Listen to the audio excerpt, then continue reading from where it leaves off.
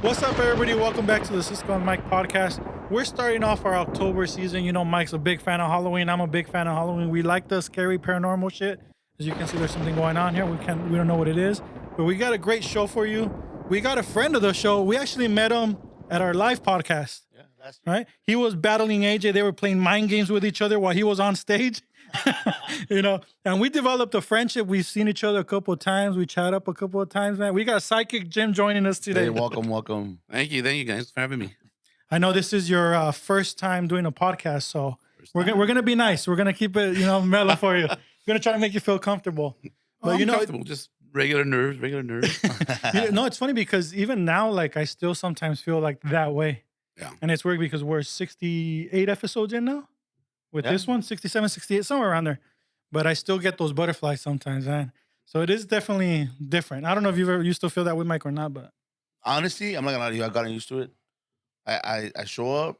I'm ready to go. As soon as that light goes on, I'm ready to go. I'm like, hey, you good? This is Troy McClure from The Simpsons. but before the podcast, as you can see, he takes his little naps, and once he gets up, it's like He's got you, meditating on the ground there. I gotta refresh, fool, because I got a long drive. And shit. It's always the drive. It's always the drive. But I mean, James, we want to get into it, man. We initially started talking at the live podcast, and you kind of read both of us that day a little bit. You started talking to Mike backstage. Was it backstage or was it like kind of right there when we were mingling? It's a mix of both. And then he was telling me some things, and then at that point, I know I wasn't buzzing yet because I don't think I was drinking. I didn't drink Pre-party. pre-recording. Yeah, Pre-party, yeah. Even when we were recording, I wasn't drinking because I wanted to be on point. Like I wanted to be on point that night. But I know, like you said something. You mentioned something. I can't remember what you mentioned, but maybe it wasn't clicking at that time. I don't know. Well, I think so. In that conversation with you, right, kind of stayed with me Really? because I don't like being off. So one of the things with doing readings, right, for me, there's always that fear. What if I don't get anything? What if I'm off? And so with you, I know it was a father figure that was coming through, and you're like, well, my dad's alive, and I'm like, no, this is you. They said, no, you thought it was Cisco, right? And I'm like, no, this is you. I already know about his dad. This is you, right? And then I said, when you left to come to the live podcast, you switched cars. You were going to take one car, and then you took another car. And you said, yeah. And I said, why'd you do that? You said, well, because it was one of them didn't have gas, something like that. Mhm. And so for me, that's a validation because when I get something and I give it and it's not acknowledged, then I tell the other side, give me some kind of validation. That was my validation, right? So I'm like, damn, how did I get that? So it kind of tormented me a little bit. I got the validation, but he's not getting it.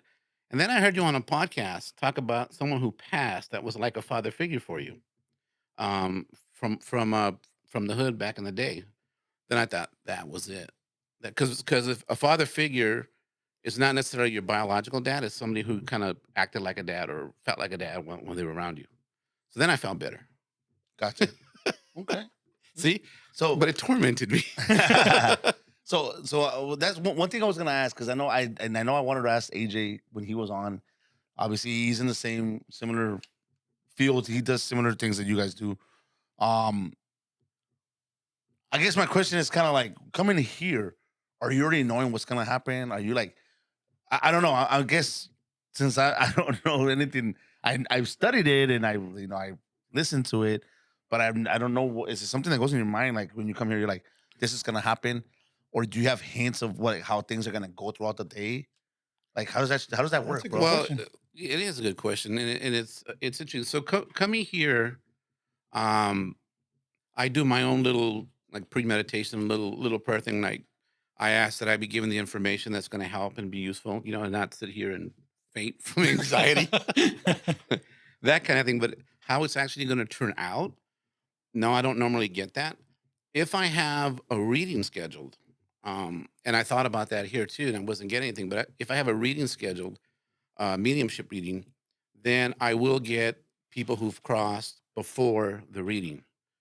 So, like, let's say I have someone scheduled for Sunday, Mhm. right? Saturday, I might be at home doing something, and then I'll start to get a father figure, a mother figure, a daughter, son, whatever. Of the people that you That have I'm us going to read, yeah. Gotcha. And it's pretty consistent for me. If I don't get something, then I get kind of nervous that I might not get anything, and then there's the fear of failure. Mhm. But on top of that, I want to be truthful and ethical. So if I don't get something, I'll tell the person, I'm sorry, I'm not getting anything. Gotcha. I only had one time where that happened, where the day before the reading and the hours before the reading, I was getting nothing. And I was like, dang, I'm going to have to tell this person I'm not Yeah. getting anything. And so we went on the, I Zoom them, right? So we were on the Zoom call. And I told him, I said, hey, I'm not getting anyone who's passed for you. Do you have someone that's passed that you're looking to communicate with? And he said, nope. I'm only 18. I haven't had anybody pass in my life yet. He goes, I wanted to have a psychic reading with you, which is different, to talk about my colleges and career and hopeful things coming on in the future. And I'm like, "Whew." Okay, let's get down to business.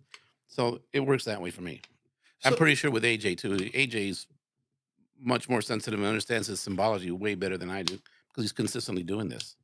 yeah, that's what I was gonna ask you. Is it a thing where it's you're just not honing in, or sometimes is there just no message to be given, or why is that? Why does that happen? Where sometimes there's no communication between the two people. Well, it could be a variety. One is grief. If the person's still going through a lot of grief, the grief can block the communication. And sometimes you the medium, you're the third party, right? So you're getting the love from the person who's crossed and the love for the person who's there, and you're kind of blending into that energy and raising your vibration. They're lowering theirs, and you're connecting.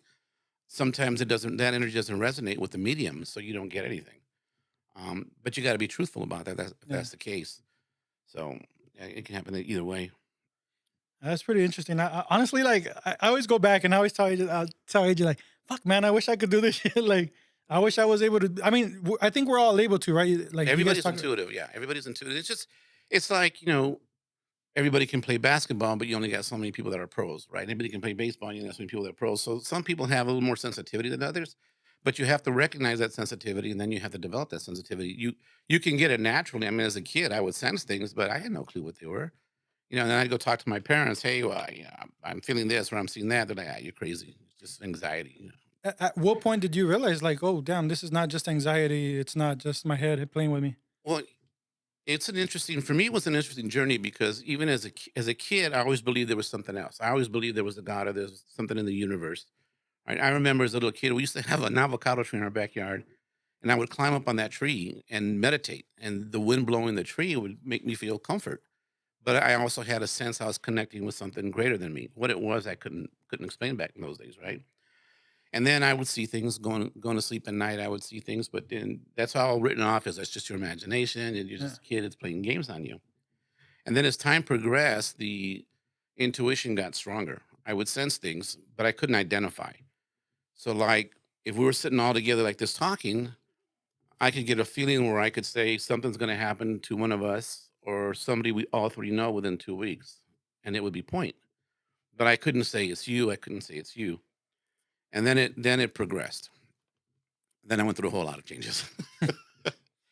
What I did was I started to drink, not during the day, but at night. I would drink to kind of calm me down. Wouldn't get drunk, just enough to take the edge off because there was always an edge. You're always picking up something, but you don't know how to shut down. You don't know how to open up. Now I can shut down when I'm not reading. And then before I read, I have a ritual. I do readings. I do a meditation. I do prayer, and then I go into the reading. This way, I let the universe and myself know, hey, I'm ready to open up. I'm ready to see what comes in. Other than that, I try to stay shut down. I don't do concerts because it's too much energy. It gets uneasy. Large crowds, you'll see me and the guy in the corner kind of like watching everything from a distance. Unless I'm comfortable with the people, then I'll gravitate towards them. Um, Even when I shut down the energy, you're still picking stuff up. So it was a process. When I stopped drinking, I went to AA. And then there I met people who were into the metaphysical, and I met people who were into astrology, and I met people who were into psychics.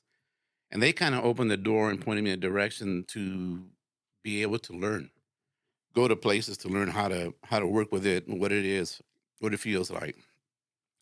And then I got to where I felt more and more comfortable with it. Still not control in the early days, not as controllable, but I would do those things that I think most mediums would do.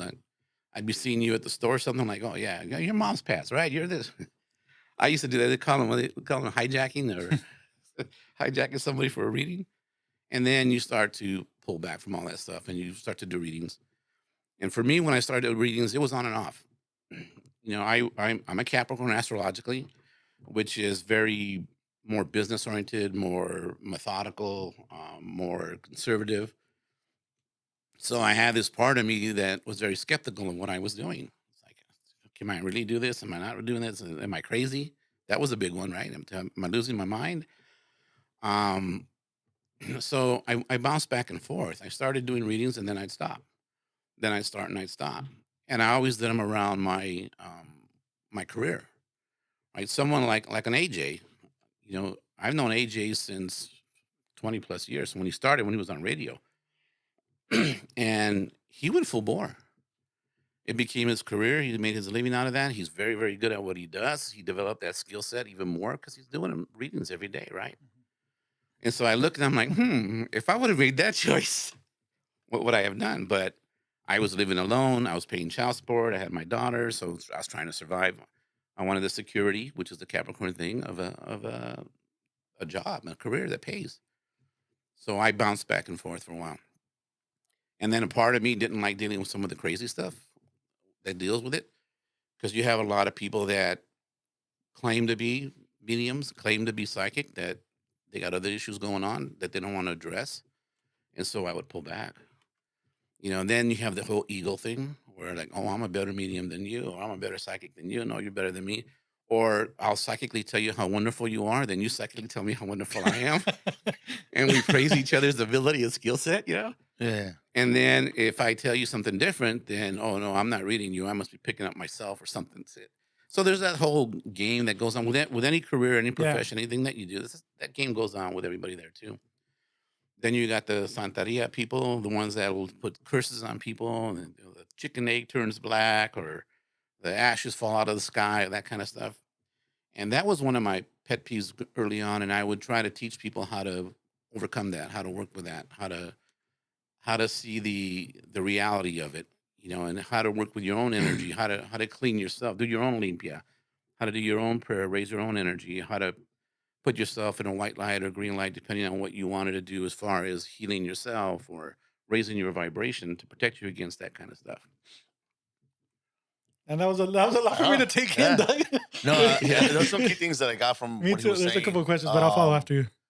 You talked about how there's a lot of competition, or there's not even a competition, but there's a lot of like, I'm trying to be better than you. Politics. Ego. Yeah, let's call it politics. I mean, like you said, it's in anything, right? It's like with podcasters. I'm a better podcaster than you. I'm a better comedian than you. I'm better at everything, right? Everybody always tries to be better than the next person, especially in the same field. Mm-hmm. How does that work? In obviously in your field, because again, I'm a believer. Okay, so I've never been a skeptic of the Paranormal. astrology, paranormal, brujeria.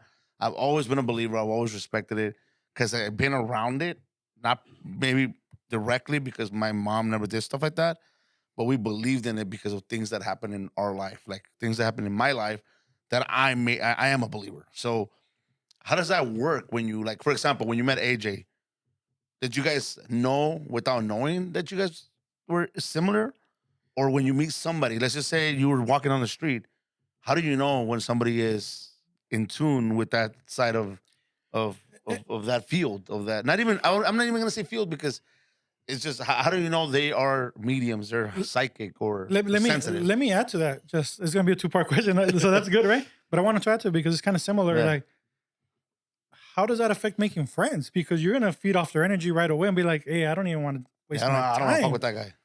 Well, so it's interesting that you bring that up because lately I've been cleaning stuff out, right? Getting rid of a bunch of stuff. And I actually found an old CD, probably from 2000, maybe 2004, maybe 18 to 20 years ago, of AJ doing me a reading. So I actually went to see AJ when he was young and he was living in, I think it was West Covina. In that reading, he tells me, oh, you have this ability. But he tells me he's like, oh, I don't know if you know this, but when you sleep, you get messages and blah, blah, blah. And I'm like, and I went with my mom. And I said, no, that's my mom. I said, I get them when I'm awake. and sometimes they'll scare the shit out of me, right? And he's like, "Oh," so he did sense that he did pick it up for me. When I've done readings, I have picked up when people have a stronger sense of intuition than what you would call, I guess, a baseline normal, because everybody has it. Everybody has some ability. Um, the question I posed to myself recently, and I have for a while, is you get an AJ, you get a John Edward, you get a Melissa Ryan, some of these other mediums. When they started working with their ability, they had, I guess, a support group around them, right? People who knew about it, people who understood it. I was raised Catholic, so to me, all that stuff was woo woo. You Yeah, it just was like Yeah. you don't do it. that. Yeah. But I also had nobody to talk to about it. The only people I talked to early on was like my parents, and they're like, well, my dad more so than my mom. My dad was like, no, that's your imagination. You're crazy. Yeah. My mom was more open to listening, but she got messages in her sleep. She was one of those that could have a dream, and that dream comes true. If somebody was pregnant, she'd have a dream. Oh, so and so's gonna have a baby. Well, how do you know? Oh, because I had a dream. They told me. So that way, so me and my mom got to a point where we would joke. Right? She would tell me that, oh, I'm more psychic than you are, and I'm like, Mom, really? You get it in your sleep. You get it the easy way. I'm walking Yeah, around. because you could pretend like it's not real, right? And Well, you're you're sleep, not. like, oh, it was a dream. You're not getting images and stuff. You're not getting, like all of a sudden you're sitting in a group and you're starting to feel anxious. Let's say you don't know how to close down and open up, right? You're feeling anxious. You're like, what the hell's going on? And then now you're moving around thinking something's going on. Well, you're actually picking up that person over there's energy and you don't Um, know it. And so people around you are looking like, dude, what's wrong with you? I'm like, I don't know, something's going on, right? And then you'll hear this person, let's say, burst out in an argument with whoever they're sitting there. Well, I told you not to do that. And you're like, shit, I'm picking up their energy. So you have to learn to shut it down. Um, for me, there's no denying it, right? I couldn't deny it. I had to learn about it to basically save myself, yeah. right? So I quit drinking. So now I have this other thing going on. And it actually led me into a lot of things. There was a time in my life where I was a clinical hypnotherapist. So I was doing hypnosis with people and helping them with issues. I started to study astrology to try to understand, because astrology is the study of yourself, right? You're the chart. You incarnated, you picked that chart, that environment, and those circumstances to be born into to learn those lessons. The first time I saw my own astrologer, when I was taking my first astrology classes, I went for a reading from an astrologer. Um, and she told me I was a medium. She saw it in my chart. And I knew nothing. So I said, well, what's a medium? And she said, well, then you put it to, she goes, you're a medium and you need to be careful because you'll pick stuff up. And I'm like, well, what's a medium? She goes, well, imagine onion. And you know how onions have layers. So imagine you're an onion with all these layers, or people are onions with all these layers, and those layers are what protect them from the unseen. You have less layers than most people. And that's going to make you more susceptible to good or bad energy. And I said, yeah, no, I'm not going to do that. She says, you're going to be, I have an eighth house Pisces moon, which is eighth house is about the occult, it's death, rebirth, transformation.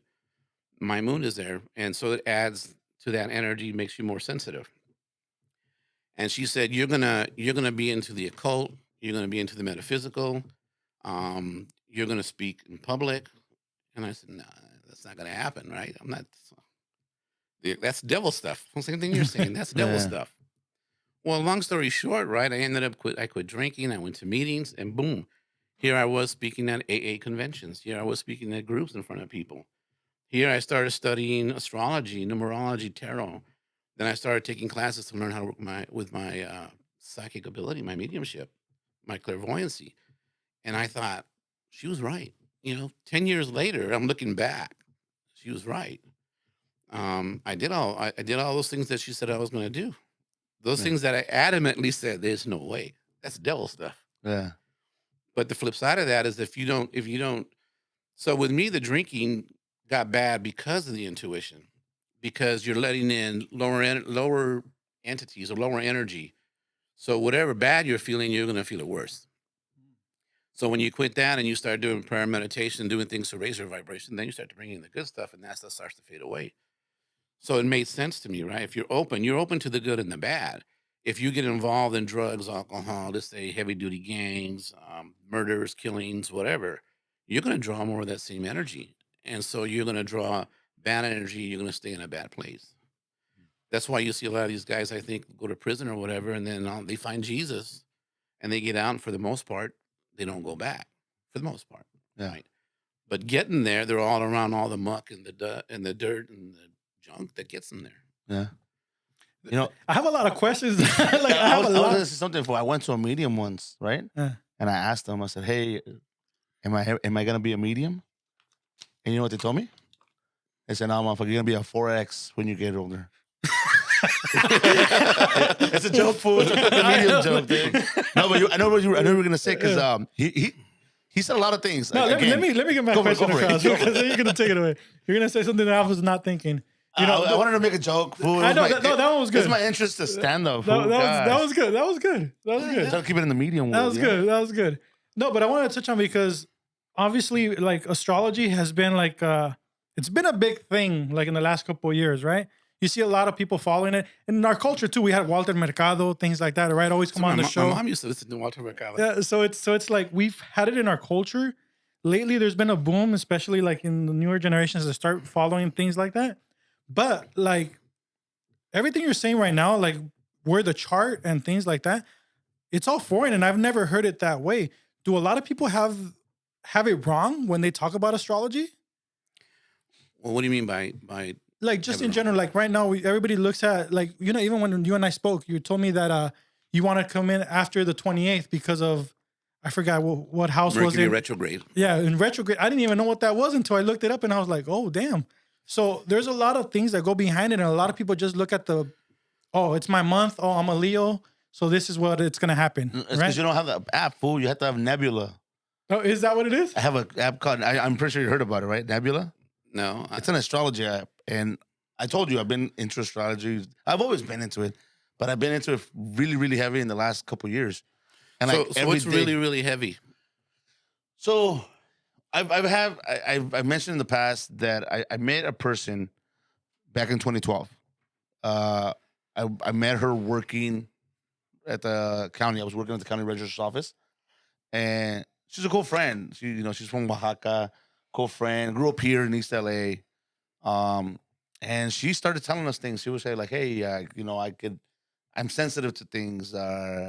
She would bring these cards, these angel tarot cards, and different tarot cards that she would bring to work, and she would do readings. She would always do readings for us. She was like, "Hey, you guys want a reading? I got you." And she would do readings, right? Boom. To the point where I started taking advantage of her, I guess. And I've apologized to her, so she knows. I got mad love for her. She's like a sister to me now. That's actually pretty common. That's common. Yeah. I was asking for like 3-4 readings a day. Oh, that's it. She was like, "Hey, motherfucker, are you gonna pay me for this shit?"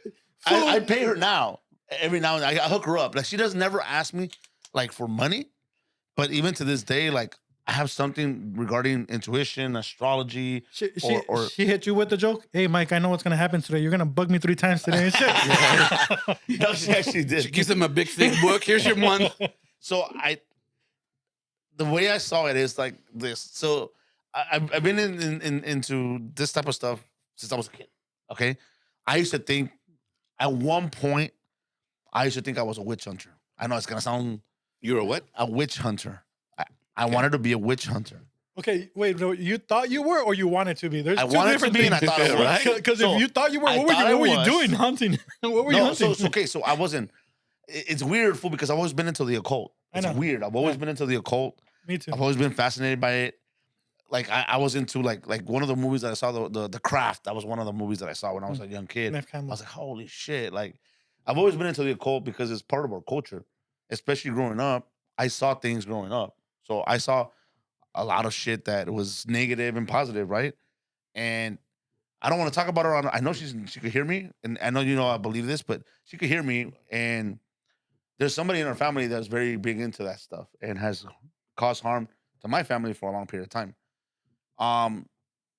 So I wanted to be, when I was younger, I wanted to be a witch hunter because I wanted to go and hunt her. Like I wanted to go and, like I believed so badly that she was causing bad, negative things in our family, and I wanted to. I was basically trying to get the book on witch hunting, which at the time there was no Amazon, there was nothing. I will look it up. I think it was the Maleka. I can't say it. It's in Latin, There's a book for witch hunting that I wanted to study. That's how bad I was into it. Then I went away from it because I noticed that, like you were saying earlier, when you start getting into that vibe, you start attracting shit that's kind of like both negative and positive. And if you're not ready for it, fool, it's just overwhelming. So I was like, whoa, these thoughts, like negative thoughts, shit like that, positive thoughts would become mixed in.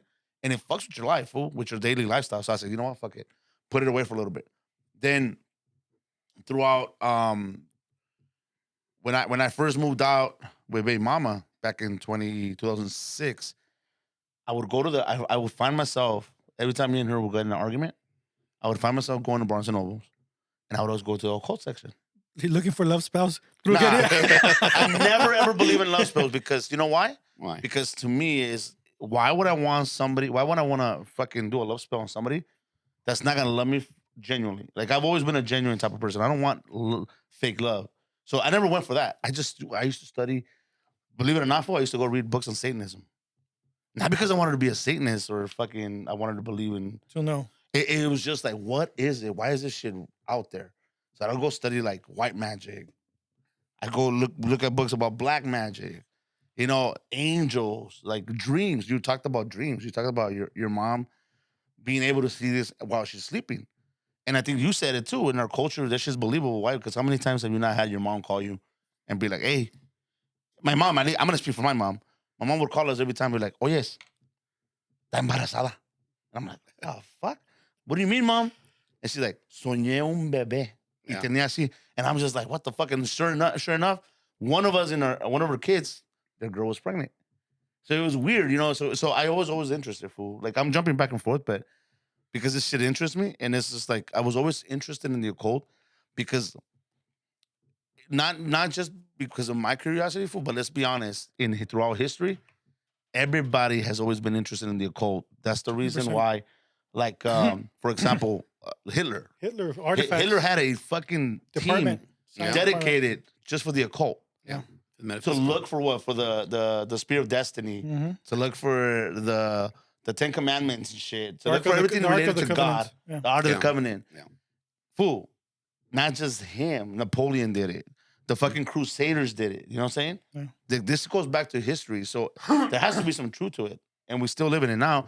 It's just that now there's technology and all this other shit. That's a good question. So you've been, you know, obviously you have experience and you have a different vibration, and you know, there's, I guess you can say, different dimensions. I'm not sure if that's the proper wording or not when you raise your vibrations, but you know, I'm not very religious. I'm more spiritual. So what is that feeling when you actually experience something like that? Does it really make you believe like, okay, there's a lot more to it and a lot of these things are real, but to a certain extent, or it's because of not necessarily magic or powers, it's mostly because of vibrations or dimensional things, or what is it? Well, it's all energy, right? It's working with the energy. And the interesting thing with what you're saying that, you know, you've always had an interest in the occult. Okay, so let's tie that to the astrology. Astrology, you pick the chart, right? You pick when to incarnate, where to incarnate, the circumstances you incarnate. How did I do into. that? Because When you're that's interesting to me. when you're a spirit, before you come down, one of the theories, right? So I'm gonna say all this is theory. One of the theories is that you met your mom and your dad in spirit, and they were gonna come down before you, and you said, "Hey, when you guys go down there, can I incarnate through you?" They said, "Sure." They came down. They eventually met. They got married, or a one night stand, whatever it was. Boom, there you came. So you're born into this environment, and this environment is designed to teach you lessons for soul growth, right? So then you begin your path. You're talking about, and it reminds me of me a little bit, but you're talking about always having an interest in the occult and the metaphysical and learning more about it. Okay, you went to Barnes and Noble. You said Barnes and Noble, right? Yeah, Barnes and Noble. And look at the books. Okay, well then you should be studying it because you do have a higher level of sensitivity. When you can't sleep at night, you're laying there and you're kind of feeling something, you don't know what it is. That's your energy or your spirit guides or soul talking to you. So when you're sitting there rolling back and forth thinking something's going on, but you don't know what that something is, it's because you haven't learned to understand the symbology or understand the energy so you can interpret what you're getting. I guess my question would be, because I thought about it. I thought about studying, right? Not for it's any, going to keep, if it's part of your soul purpose, it's going to keep coming back. but how do I stop it from being? I guess I'm scared of it. Sure. because the reason I'm scared of it is because of the negative aspect of it. But you Well, should. you're scared of it because part of you knows it's real. Yeah. So he brought something up right now that happens to me a lot. Remember I tell you sometimes I wake up in the middle of the night, I can't sleep. Mhm. And I often, when that happens like quite often actually, I start, two things happen. I start tripping out. I start like, oh, what if this situation happens or what if this, right? My mind just starts going crazy, anxiety. Or I start talking to my dad. Mhm. And it's always those two things that happen. Like I'm always thinking like someone breaks in or, oh damn, like I thought I heard something and things like that. Or I start talking to my dad. Yeah. So it's like maybe that's Well, here's the thing, right? When you're asleep, you're not in your own way, right? That's one thing that's why I joked with my mom. You're asleep. You're getting this stuff because you're asleep. When you're awake, you talk yourself out of it. You'll get a feeling or a hunch. You're like, yeah, I don't know what the hell. Or you'll feel anxious. You're not going to sit there and think, okay, I'm feeling anxious. What is this trying to tell me? What's going on? What do I tie this to? I used to get anxiety like just out of the blue. It would hit me, right? Till I learned how to do this little trick I started doing. And what it was, the Rolodex? yeah. So in my mind, I would create a Rolodex. And in that Rolodex would be everybody I knew's name. Mother, father, brother, sisters. And so when I get that feeling, I'd go to the Rolodex. I would kind of quiet my mind and say, okay, what's going on with who? And I'd go through the Rolodex and it would highlight somebody. I would call that person and say, hey, what's going on? In your mind. No, I would physically call Oh, you them. would call them. Okay. I would see it in my mind. I'd physically call them. I'm like, hey, hey, mom, what's going on? Is everything okay? And she'll be like, oh, I just had an argument with your father, or something's going on in Mexico. I'm going to go to Mexico, or something. Soon as she would tell me and validate something's going on, it'd go away. If I couldn't validate, that shit would stay with me for an hour. And I would start getting like, okay, I gotta get rid of this. I gotta drop this, right? Yeah. And so I'll tell you a story. Well, one that really pissed me off. My mom went to Mexico to visit her family, and her stepbrother's son was kidnapped. Right? They owned a print shop out there, pretty successful one. They kidnapped him, and they wanted $1 million US ransom, or they're gonna chop him up and send him back. So I'm at home. I'm doing some work in my yard, and I get this full blown anxiety thing going on. I'm like, what's going on? So I do my Rolodex. My mom pops up, and I know she's in Mexico. So I call my dad. I'm like, hey, Dad, what's going on? Everything okay? Yeah, everything's fine. Is Mom going on? Everything okay? He's like, yeah, everything's fine. I'm like, okay. And I hang up, and I'm going through my Rolodex. Nothing else is flagging. I'm anxious for about an hour, literally for about an hour. About 5 hours later, my older brother calls me. We're talking. He tells me about this kidnapping, and my mom's in Mexico, and now they're trying to negotiate with rebels or whatever this is going on, right? And my first thought is, why didn't my fucking dad just tell me this Yeah. was going on so I could have relieved myself of this anxiety, right? Yeah. And so you pick it up. Yours might be your dad's waking you up because you're not thinking of everything else. Your mind is. They have easier access to you. They have easier access to convey messages to you when you're asleep. So maybe he's bumping you around saying, son, we need to talk. What I would suggest on top of you talking to your dad, ask him for answers and see what you get.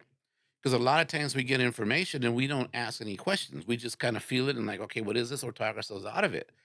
But if you learn to start asking the questions, okay, why am I feeling this? What is this? What is this tied to? Who is this tied to? Where do I put this?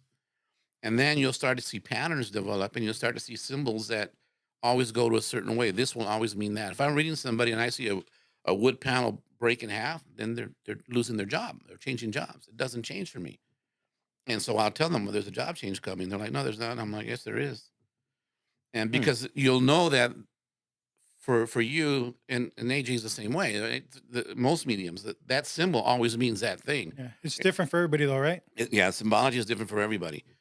But you get to understand that, and then you get to work with it better. Then you'll understand more what you're feeling. Okay, so example, like I said, I go on this app, Nebula, and it tells you the daily horoscope and gives you your daily tarot card. Okay. And then it's supposed to represent whatever's going on in your life, right? A lot of the times I've learned enough to know how to tie things in. Okay. But can it be changed? Well, Or is it set in stone? I don't think it. Well, so you have free will, and you're working with energy, right? So let's talk about. We'll tie this to astrology since you brought up astrology. The planet Mars. wherever the planet Mars sits in your chart, that's where you're going to have. That's the warrior planet. That's the planet of aggression. That's the planet of impulsiveness, protection, passion. Right. So where that sits and what house that sits in, that's where you're going to exhibit that kind of protection and passion. And I'll talk about the houses in a minute. But you choose, because the energy between passion and anger is the same energy. It's how you decide to exhibit it. Do I want to do I want to be angry about this, or do I want to be passionate about this? It's one is constructive, one is destructive. How you use that energy is up to you. And another thing, if you're using an app to do your horoscope, don't go by your sun sign. You have to go by your rising sign. Because, and I'll tell you why. So they do daily horoscopes, they take the sun sign, whatever your sun sign is. What are your I'm an April? Aries. Okay, so they'll take Aries and they'll put it on the ascendant. When they put Aries on the ascendant, all the other planets move around the house, around the wheel, around the houses, right? If your Aries sun is not in the first house, the aspects are going to be off in the houses for you. So they might say, well, Aries right now is experiencing Jupiter going through the 11th house. Well, if your Aries is not in the first house, Jupiter is not going through your 11th house. It's going somewhere else.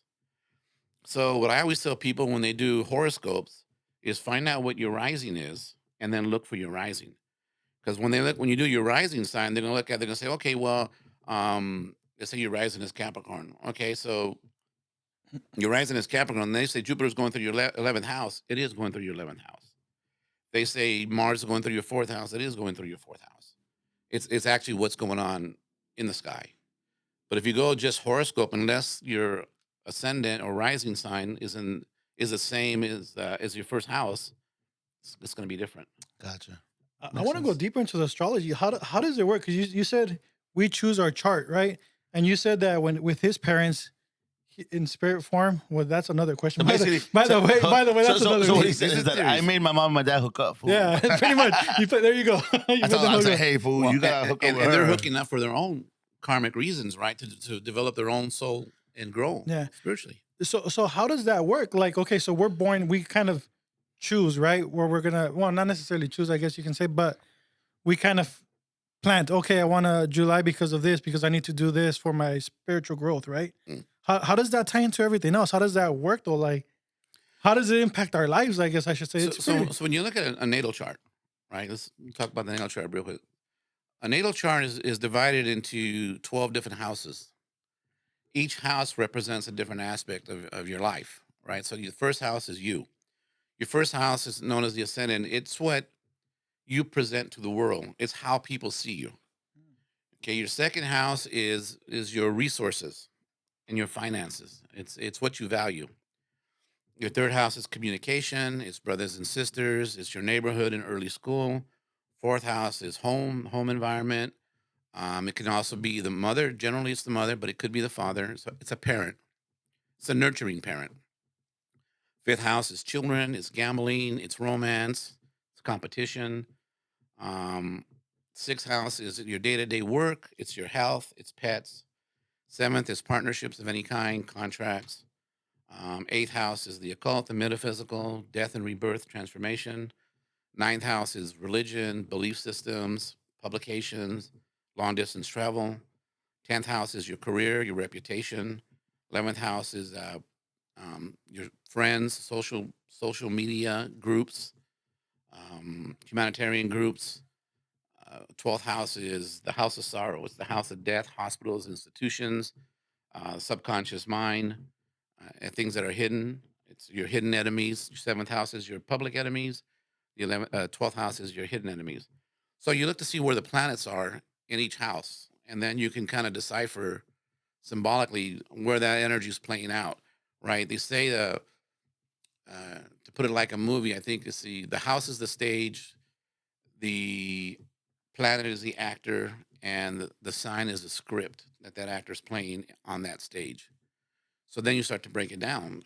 As you break it down, then you look at how one planet ties to another, what's aspecting where, how's aspecting, the degrees that are connected. And that tells you the flow of energy. So if you have a trine between two planets, then you're going to have a nice flow. If you have a square, then you're going to have challenges, right? It's going to be more difficult. But squares are designed to give you difficulty and challenges to help you grow. Trines could be so easy that it's a talent you don't even pay much attention to because it feels natural.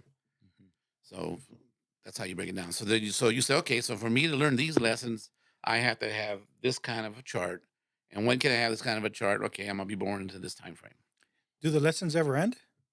The lessons what? Do the lessons ever end? Like, That's a good question, right? Because then if the lessons ended, you would probably be one with God again, or one with Source, and you wouldn't have to reincarnate if you believe in reincarnation, right? Because the theory behind reincarnation is you keep coming back till you learn the lessons and your soul grows and doesn't have to come back anymore. So once you don't have to come back anymore, you're not going to have a chart. Question: that's kind of scary to think about now. How does this tie into also like our lives and Palmistry? astro? Yeah. Palmistry ties in the same way. You got a headline, a heart line, a love line, and they look at your line, and they can. And I'm not a palmist, but I have looked into it. They can kind of tell what's going on with you. They even look on the side here, tell you how many kids you're going to have. That's what I was reading. I was looking at it and I was like, well, this shit's wrong. Because I think, well, maybe because I don't know how to interpret it, but I got 3 kids right now, right? Mm-hmm. And I think this said that I was going to have 2, according to how I read it. And how do you read it? There's like Just some the little lines on the lines. side. You'll see it right there. You'll have some lines. Well, maybe you had 3 and one just got filled up when you gained weight. No, but like I said, and even here, like the marriage line, there's a marriage line, there's a lifeline, right? There's all kinds of different things. It's like if it's on the index, and I was trying to read it, but obviously I'm not an expert, so I know that it's also tied in with astrology, right? Like the Well, they're all kind of tied in together a little bit. Yeah. Even the tarot deck ties into the major and minor arcana tie into astrology as well. Now, is astrology tied in with religion? Or Well, there is astrology in the Bible, right? When they follow the star of Bethlehem when Jesus was born, that's true. the 3 wise men.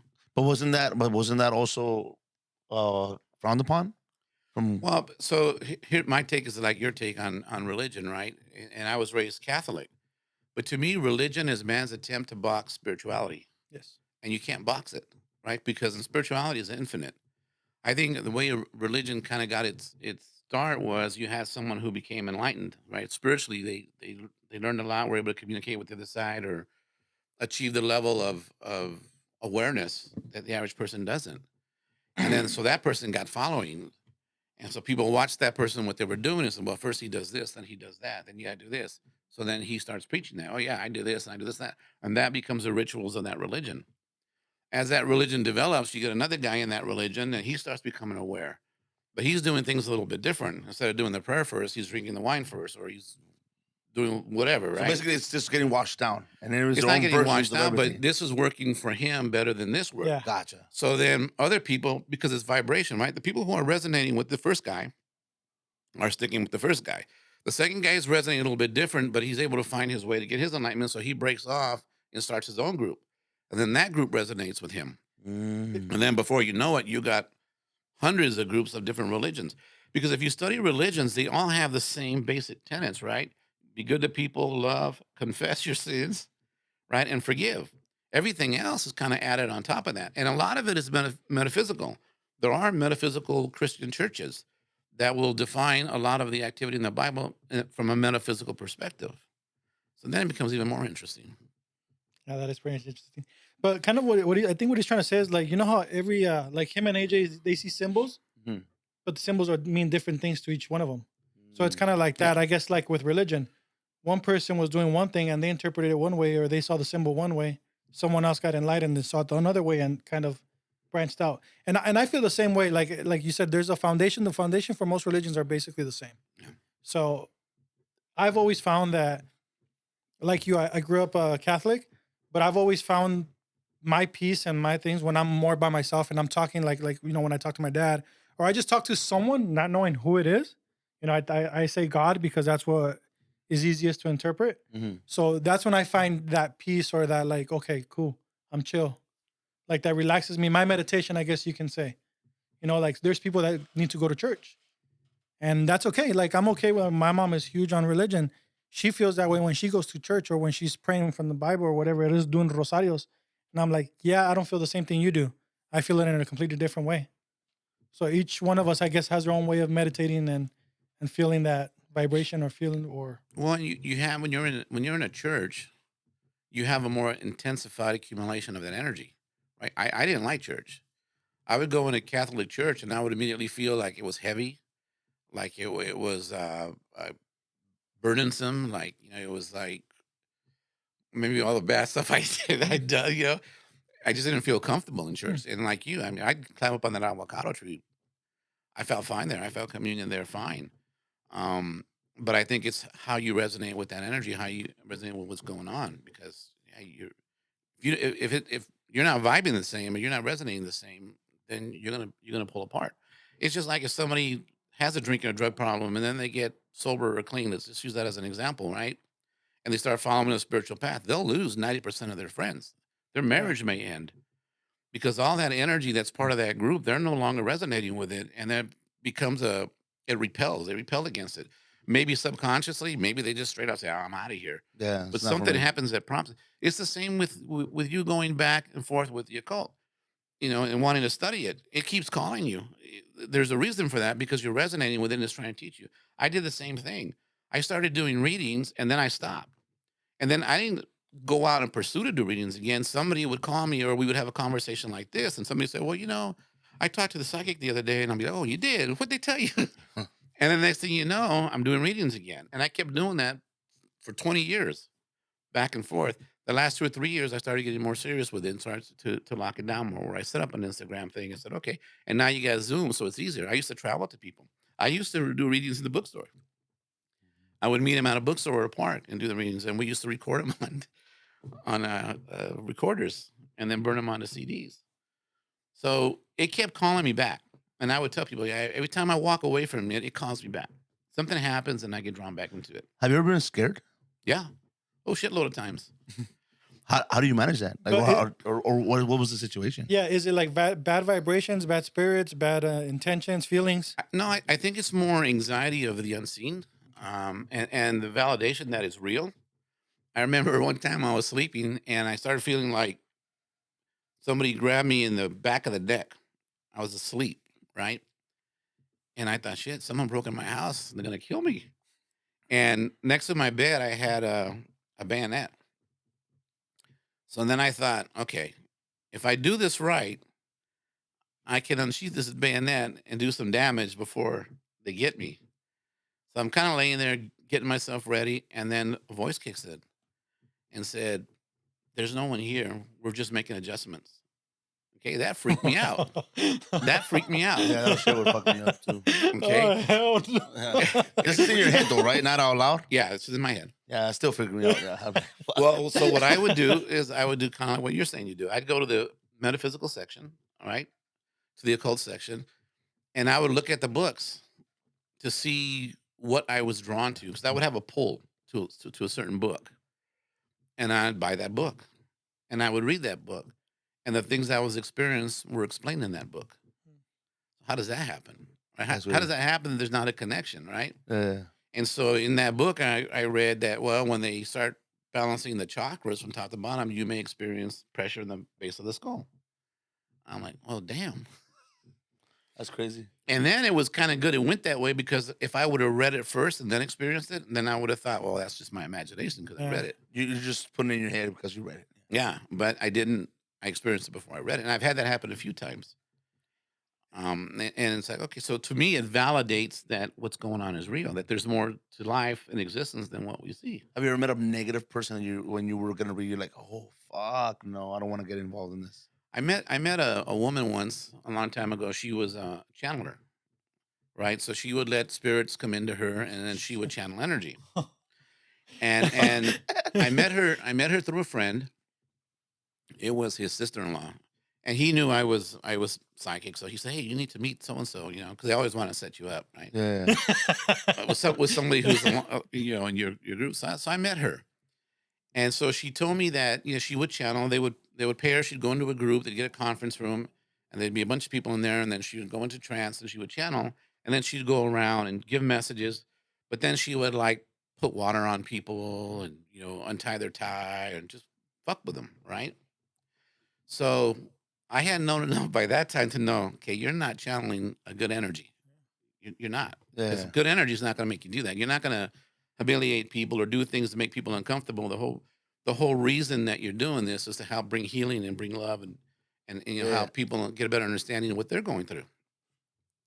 So she asked me if she could channel for me, and I'm like, yeah, you can channel, yeah, because she was channeling an angel. I said, yeah, we'll do it. So I sat across from her and she's got into her little state of channeling. And the first thing I did was I put up a wall, right? So I used my own skill set, I guess, or what I learned. So I visualized a wall going up, a white wall going up, a protection. And I shit you not, she started telling me stuff. And then I said, well, if you're an angel, why would you put water on people? Why would you not just give living statements? And then she got mad. Right? She goes, "Oh, don't question me. You can't question me. I'm great and almighty," or something like that, right? And I'm like, well, if you're an angel, are you having that type of ego? Who are you really? And then she started throwing energy balls at me, and I could literally clairvoyantly see them hitting my Your my wall. shield and bouncing off. It was a trippy thing, right? And then she got so mad, so frustrated that she came out of trance, and after that, she didn't want to talk to me anymore. And I left, but I thought, okay, you're not channeling an angel. You got yourself in a situation where you're channeling something else. I don't know what is it, mischievous spirit. Something's going on. Yeah. And thank God I could protect myself and I knew how to do it. But that experience was frightening and validating because it validated for me that this wall can come up. You can protect yourself, right?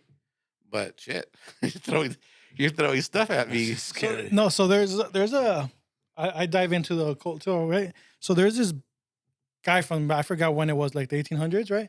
He started really researching angels, and he would do like the circles in his basement and summon certain angels. There's a certain way to summon like Michael, and all those, Mhm. all Yeah, those guardians. angels. Yeah. So he would always, they have to ask him a question like, who do you serve?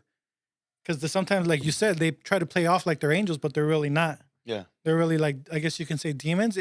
Are demons actually real? I guess you can say, Well, or it's a negative energy, right? okay. So you have good and bad. You have the positive and the negative. So yeah, so he would always ask them like, who do you serve before anything? Because they would have to reveal themselves because they can't. I don't know. Yeah. Deny. Yeah. Yeah, they can't deny who they serve or something Yeah. like that. We used to ask. So I had a situation where I tried to channel, right? 'Cause I had books on channeling. And I said, I'm gonna channel. I'm gonna see if I could do it.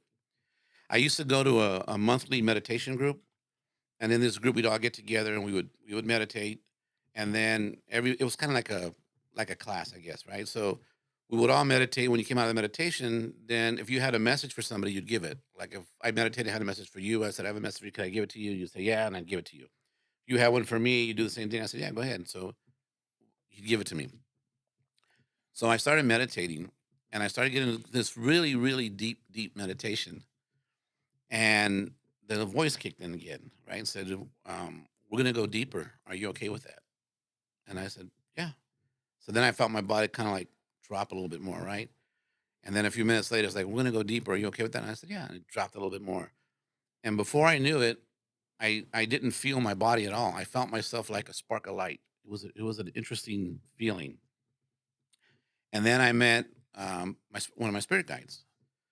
And that's the first question I posed. He goes, hi, how are you? He said, I'm like, well, who are you? He goes, I'm your spirit guide. I said, what's your name? He said, my name's Arturo. And I said, okay. Are you of the light? You asked him or he asked you? I asked him, are you of the light? He said, yeah. And he said, I want to be able to speak through you because I understand there's people here I can help. I said, okay. Is it God's will that you speak to me through me? He said, yeah. And I said, okay, but if I'm not comfortable, then you need to pull out. He said, yeah. And you are of the light. Yeah. So I sat there. I said, okay. So I sat there and I felt my body shift as the energy was coming in, right? And then he wanted to say something. And what he was saying was, good evening. I understand there's questions here I can answer. As soon as I said that, I felt, arm goes to sleep and it wakes up, it kind of tingles. Well, my Yeah. lips felt like that. They tingle a little bit when I said it. So your conscience during this too, you're kind of feeling everything, but you just can't control it. Yeah, yeah, I'm allowing it. So I feel the tingling because the words came to my head before they came out. So came to my head, and I said, okay. So I said them, but I heard myself from across the room, and that scared the shit out of me. I heard it like if you were saying it, and then I said, okay, I'm not ready for this. I'm not ready for this. You need to stop. And he said, very well, I'll come out. And so I could feel the energy coming out. Well, I was in a panic, right? I'm like, I gotta get out of here. What the hell? This is too weird even for me, right? And so I'm coming out of this meditation, and I can feel my heart racing, and then the little voice kicks back in, right? Spirit guide says, "Calm down. You're trying to come up too fast. Slow down. Deep breathe, deep breathe." And so I start breathing deep. I start slowing down, and I slowly come out of it. When I come out of it, I look around at everybody. And I'm like, okay, I got to get out of here. Now I'm uncomfortable. And then the bad thoughts come, right? What if this fucker wants to take me over? What am I going to do? Mhm. I go, how am I going to get away from him? Even if I'm at home, I can't get away. Even if I kill myself, he could be there, Yeah. right? Yeah. So all these thoughts went through my head that kind of panicked me. But then I kind of calmed myself down, and then the meeting went on, right? So I said, okay, I'll stick it through. And there was a guy sitting across from me. And the message I had for him was that he needed to get his heart checked. And I said, hey, have you had, and he was an older guy. I said, hey, have you had a physical? I said, because they're telling me that there's something going on with your heart. You need to get it checked. And he said, no, he goes, but I'll do that.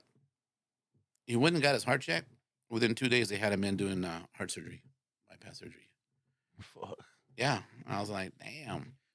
And then it took me at least a week before I could sleep comfortably because I was worried. Still shaking. Yeah. Yeah. And then, like a month later, I was trying to get him back because I started thinking, well, if this is going to help people, then maybe I'll do it. And I have seen other channelers, on TV. Were and you stuff able to like get him that. back? I had him come back, and it took like a year or two, but he came back. But then it felt like he came, and there was nobody there. It was just me at home trying to meditate to reconnect. Mm.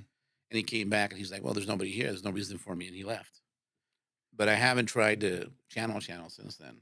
So pretty much what you're saying is that possessions are a legit thing. I think if you allow it, Mhm. if you allow, I think channelers that allow the energy to come in, can.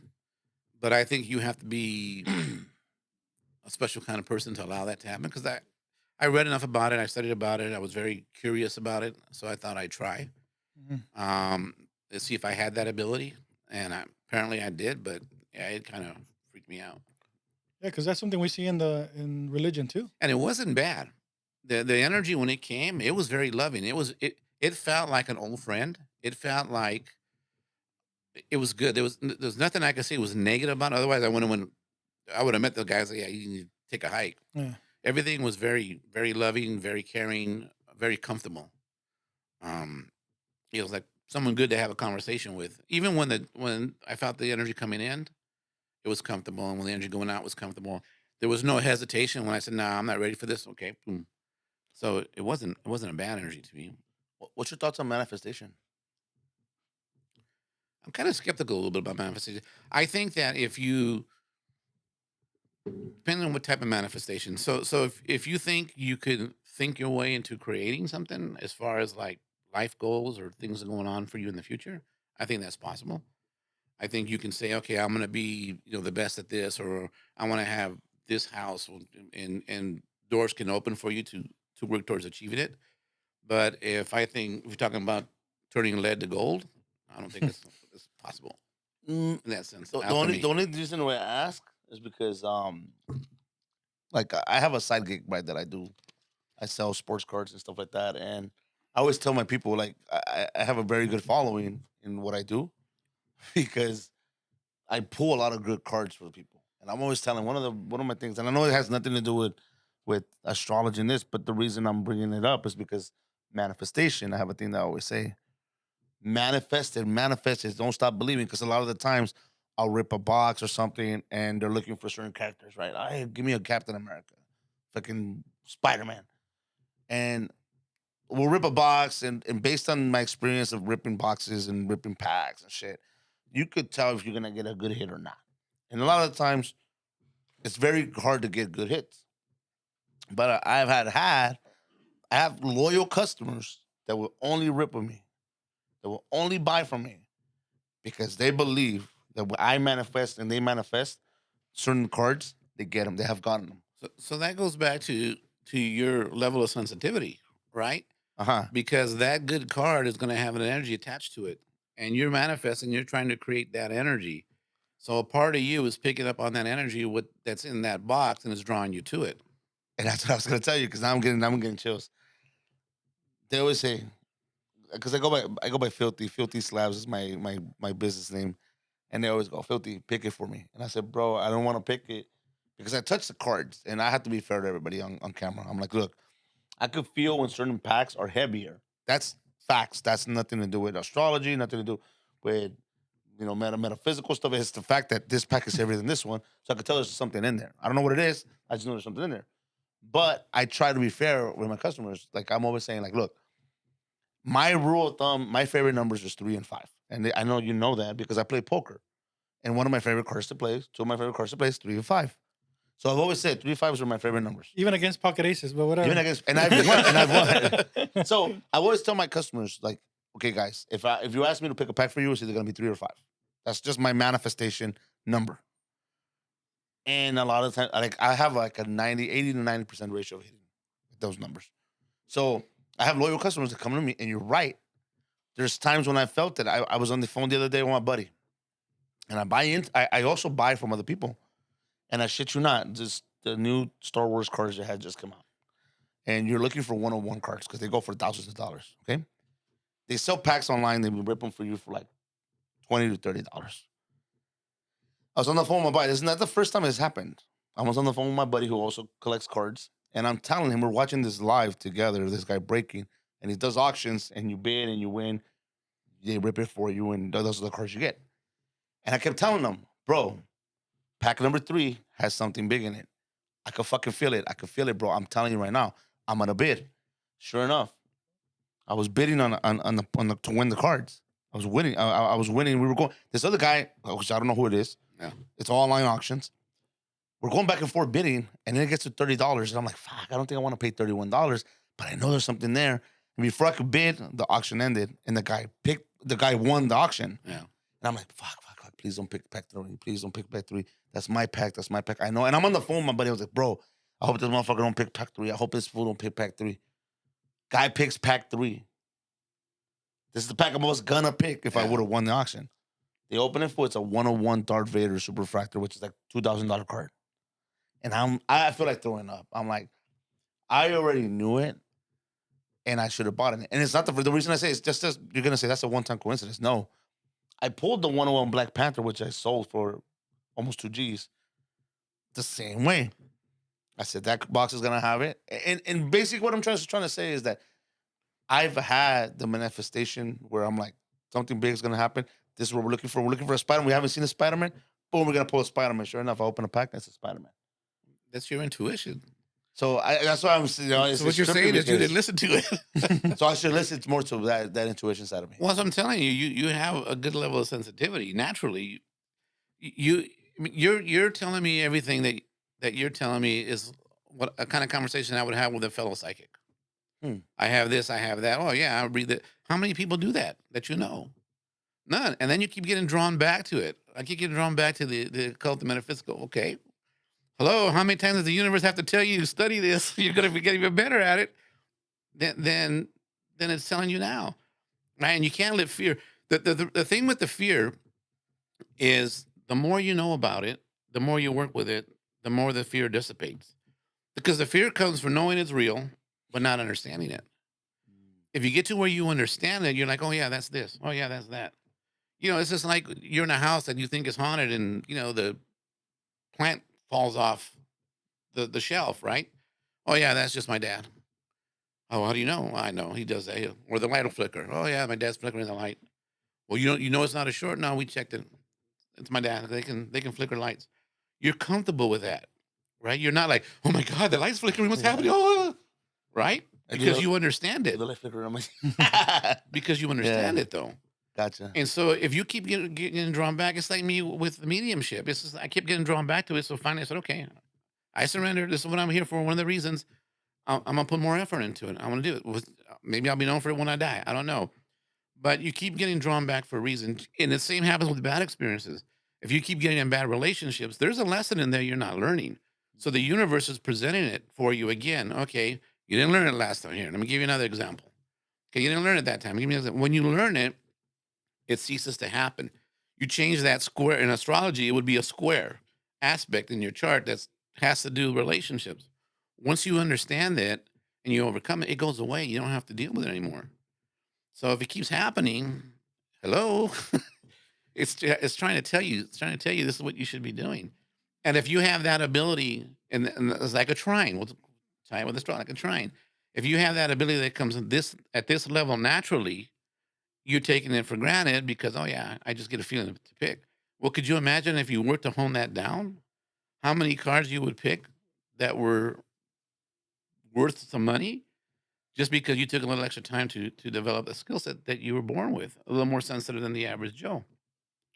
Same thing when you're dealing with your daughter, right? She's upset. You got to make sure you're not picking up her anger and making it yours. Because I had a boss that chewed me out for like 20 minutes straight. Just, and what I do is I put myself in light and said, okay, I'm not gonna allow myself to get upset, because if I do that, I'm gonna intensify the energy he's putting out. If I put the energy out that it's loving and caring and put myself in white light, then that energy is gonna bounce back and go back to him. They're gonna get upset and they're gonna get to a certain point where they just stop talking because it's not working. Their energy is not working. They're not able to get the reaction from me they want. If you're going in with a conversation, to say with your daughter, she's upset, you're already picking up the anger before you have the conversation. You think it's yours. It might be hers. Mm. It's all how we work with the energy. I got a question. So, how do you distinguish we all have that voice in our head sometimes, right? It can be anxiety. It can just be overthinking. A lot of us call it overthinking, right? How do you know when it's your intuition voice coming in, or how do you know if it's just your you're overthinking a situation? It's a negative thing that you're putting a negative mindset, I guess you can say, or negative thoughts, like questioning everything that you're doing. Well, your intuition, I don't think is gonna. It may warn you, but I don't think it's gonna feed you a constant flow of negative energy. You might be doing that to yourself, just to keep yourself in that chaotic mindset. The thing with something like that is I would sit and kind of meditate on it.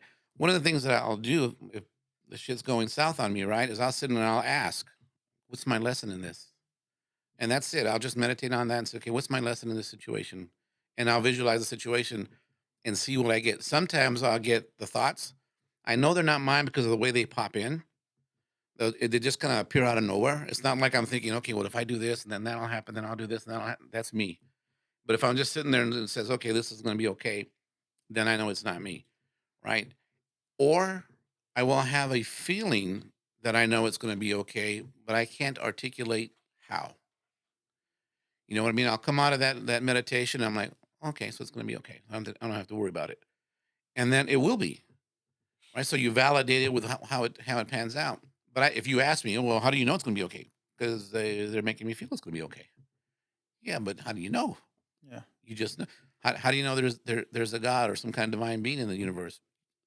For some people, we just know. You can say whatever you want to say, but you're not going to deny me that it exists because I know it's a knowingness from within. So it's the same thing. You get that knowingness from within, and you know it's coming from a good place. Then you roll with it. It's like even being here, right? We went back and forth to get this podcast, and so I was getting nudged. You need to do it. You need to do it. And I was like, I don't know, man. I've never done a podcast. I'm going to make a fool of myself. You know, what are they going to ask me? What's going to happen? But then there's that little tug that says, no, you need to do this. You know, you need to start walking the path, walking this path that you want to walk, that you're supposed to be walking, that we've been telling you for 20 years. And so I'm like, okay. So I let myself kind of be guided. And so being here today was something that you received guidance from and said, hey, you know what, you should do this. Otherwise, you wouldn't have done it. right? And me And bugging I'm him. just, I'm just talking. And me Right. bugging him. And it's not just obviously the podcast. It's like you said with anything in life. If your spirit or your other, or not spiritual side, but everything about that's outside of you is guiding you to do certain things, you should try to do it, right? Like, Yeah, I think that if you get it's a feeling, right? It's a feeling like, okay, go ahead and do it. Like you're being it's kind of hard to explain, but it's kind of like you're being guided towards it. And so for me, this and there's a few other things in my life right now because I'm going through a lot of changes in my life, but I'm following that guidance. I'm trusting the guidance. I'm trusting that energy that's guiding me to be where I'm supposed to be and do what I'm supposed to do. And I think when you do that, it's right. If I got bad energy, if I was at home ready to come here and all of a sudden I felt something bad was going to happen, then I wouldn't have come. gotcha. See, you said something right now because my spiritual guide, I call her my spiritual guide. I call her my lucky charm.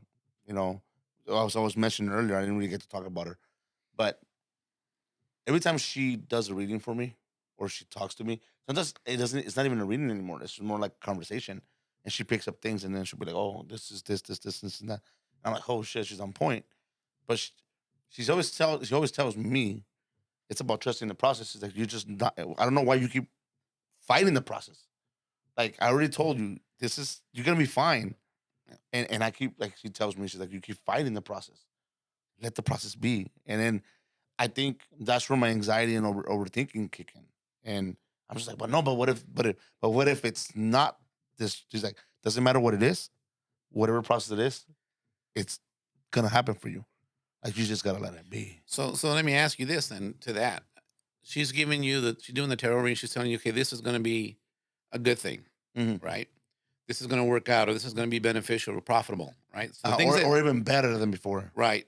So then you start second guessing it and not believing it or whatever this is, right? Also not that. It's more like I'm like, well, but what if I want this?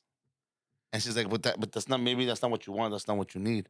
She's like, that's not working for you, and you know it. Why don't you let it go? You know what I mean? Yeah. Eh, So my question to you would be: is there a part of you that feels not worthy of advancing to the next level of stuff? Yes, Okay. she's mentioned that before too. So you gotta love you in a way that allows you to move forward in that direction, right? So I would look at it like if it was your one of your kids and they had an opportunity to progress, how much love and support would you give them to progress? A whole lot, right? Yeah, So why 100%. wouldn't you do that for yourself? Because if you're not loving to yourself and progressing to yourself, how are you going to bestow that on your children? You're right. And the only reason I'm telling you this, I have the same battle. Your battle is not uncommon. I have the same battle. It's like, okay, why am I stuck here?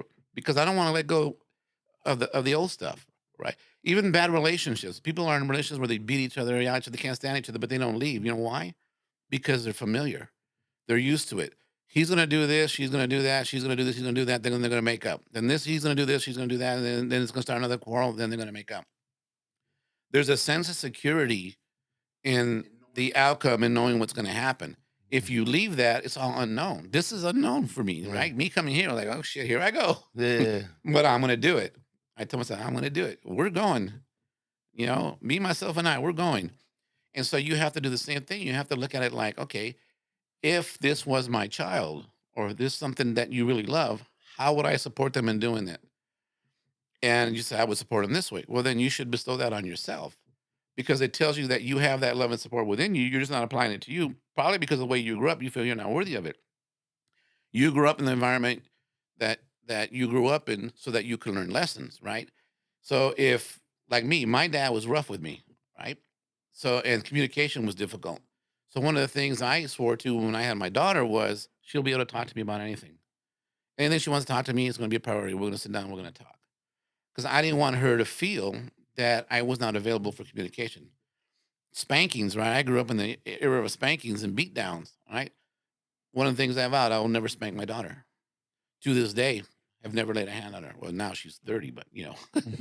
But the thing is, that was my thing because you break the cycle, right? You break the karmic cycle. You break the emotional cycle. You learn from it. You don't want you're sensitive. You learn from it. You're sensitive. You don't want someone else to experience what you experience because you know what it's like. So you changed it. Get to a certain point, you start changing it for you. Yeah. Yeah, you're right. She said that. She's like, you have to believe that you are worthy. I was like, damn. And for a long time, not gonna lie, I think lately I have been feeling worthy. I'm like, nah, fuck that. There's a lot of things that I've done bad and good and bad. I'm not gonna deny the bad, but I've also done a lot of good things. And it's like, why aren't I worthy? It's like, why not? So you're right. I've been open more to like letting go of whatever the heck things is holding me down. But there's still a lot of things holding me down, but not as much as before, where I was kind of like downing myself and shit. Well, those were learning responses to cope with the environment you were in. Yeah, You're not in that environment anymore. you're right. So you don't need to use those coping skills. You're right. Right? You're developing a whole new set of coping skills to progress your life and live it the way it is now. You just gotta heal that, what they call it, the inner child, Inner right? child. You gotta heal the kid. Yeah. You gotta look back. I mean, there's the meditation that I did where I sat back, meditated to me as a kid. I even have a little picture of me when I was like 5 or 6, when I was that age. And then viewed myself as an adult looking at the child. What would I do differently? How would I help that child feel loved and wanted and needed? And then start working that and then change how I deal with myself today. I would tell people when I had my hypnotherapy practice that had the same kind of things, I would tell them to meditate or go into a trance state, right? Or I'd hypnotize them. And I would tell them, visualize, go into your heart, visualize yourself shrinking and go into your heart. And in your heart, see a garden. What's in that garden? I'd ask them, what's in your garden? So, oh, it's all desert. Oh, there's nothing in my garden. Oh, there's this and that. And I said, okay, what I want you to do is I want you to plant a rose. And then every day when you do your meditation, I want you to go back into your heart and water that rose. The next time we get together, tell me where that rose is. And then so I would start trying to get them to metaphorically build a garden in their heart that's going to build the love within them and help them heal. And sometimes they would get beautiful gardens and they have birds there and squirrels there and dogs there. And it would develop into an oasis, right? Sometimes they'd come back and say, damn, a typhoon wiped out my garden. Okay, we'll start again. But you give them something visual, give yourself something visual to grow and heal with so you can see your progress. Where am I now? Is my rose alive? Is my rose dead? Am I able to heal myself or not? See, I'm about to have you hypnotize me. I kind of want to see that. I got a question though, like, just watching this interaction right now. What do you think the purpose is of having these abilities? Do you think it's to be able to not just guide us, but guide other people as well? Help other people? Yeah, I think that just as a people, we're here to help each other, right? We're here to love each other. I think that undertone that's put out through religion, but actually spirituality as well, has truth. And I think that you interact with people for those reasons. Like this conversation we're having now about our, fucked up childhoods a little bit and how we're growing and feeling more worthy. That was meant to happen. This podcast was meant to happen today. And I think it is designed for that. I think there's people out there that take advantage of it, right? You got a lot of fake psychics and fake mediums and all this other stuff going on out there, and you have to kind of wade your way through them. And even in those, when you meet them, you can learn a lesson. But if they're not validating stuff, then yeah, this person is a nothing. But yeah, I think we're here to help each other heal. I think we experience different things. He's got experiences in his life that he could tell me about that I might heal, or you may have that could help me heal, and vice versa. But yeah, I think it's about loving each other, helping each other grow and develop, um, learning about each other, and all that kind of stuff. So, we know that there's like, the Dalai Lama, there's Buddhists out there. One of their biggest thing is to find that peace, right? That one state, like that's just nirvana. Yeah, they just find that. What is your goal with what you're doing? So for me, with the well, it breaks down to different things, right? Astrology, I started to study to learn about me, right? So me growing up, I think I was a little different, and I wanted to figure out what made me tick. What was I about? It freaked me out when they told me about the mediumship stuff, but it was true, right? So for me, um, I lost my train of thought. The astrology helped with because I can't read me, right? If I sit down intuitively and try to psychically read myself, or connect with someone I know that cross, I can't do it. And I don't know if it's because, well, it's because you talk yourself out of it. Okay, same thing, right? Is this real? Is it my imagination? Is it? Or lie to yourself, right? Because you could also Yeah. say, Well, you "No, said. I'm this, and this, and that." Well, it's Right? kind of like, is this something you're telling me, or is this something I'm hoping for? Is Okay. how it breaks down for me. Okay, am I really connecting with this, or something I'm hoping for? Um, is this for real, or is Yeah. this fake?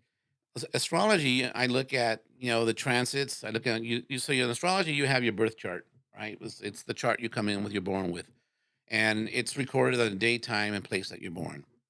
Then you have the planets that are transiting, that are actually moving now. So you look at how the transiting planets are interacting with your natal chart, and then you kind of see what's going on, what's coming up. So, for instance, if I see that Mars is transiting through my first house, the first house is the house itself. So if Mars is going through there, then I might be a little more aggressive. I might be a little more anxious. There might be a chance I might have an accident. I got to be a little more careful, right? So I know that. So if I'm feeling irritable and I look at the chart and I'm like, yeah, fucking Mars is going through my first house, I'm pissed, right? And the other thing for like emotions, and one of the things I tell friends that I talked about astrology is look at your lunar return. So in astrology, you have the returns. And the ones that most people look at is the solar return. And the solar return is when the sun comes back to the same degree and position it was on the day you were born. That's your actual birthday, astrologically. It could be a day before your recorded birthday or a day after or around the same day. And the time will be different, right? Because it's going by degrees in the sky. The house that the sun is in on that return is where your focus is going to be. Where the moon is where your emotions are going to be. So you look at that chart, and throughout that year, it gives you the theme for what's happening that year. So you get some insight into what to expect, right? How the energy is going to play out or where it's going to be. The other one is the lunar return. The lunar return, the moon returns every 28 to 30 days to the same spot, where you in your natal chart, but different houses. So you look at the house. So if my lunar return is in the first house, then I know I'm going to be concerned about myself. My emotions will be about myself. If it's in the second house, then I'm going to be worried about money, my resources will be on my mind. If it's in the fifth house, I might want to gamble or be romantic. So, and what house it's, what sign it's in. If it's in a fire sign, then I might be emotionally a little bit irritated. If it's in a water sign, then I'll be extra sensitive. So you kind of look at that, and that gives you the themes, and you can kind of get a feel for what. So I always tell people, look at your lunar return because that's going to tell you how you feel, how your feelings are going to be for the month. Lunar's feelings wise. Yeah, moon is feelings. Moon is feelings, Moon is okay. feelings and sensitivity. Gotcha. Sun is your character. It's your heart. It's who you are. Okay. Mercury is how you think, your thought process. Venus is what you attract, what you love. Mars is aggression, it's the warrior. Jupiter expands. Where Jupiter sits, it expands, and it's benevolent, so it helps out. It's kind of like a guardian angel type thing where it's at. So, Saturn is discipline. So the planet of Saturn is ruled by Capricorn, or yeah, and it's like the taskmaster. It's a disciplinary. So Saturn return happens every 27, 28 years. So around the age 27, 28, then most people go through some kind of changes, get married, move out, start school, in school, something happens, right?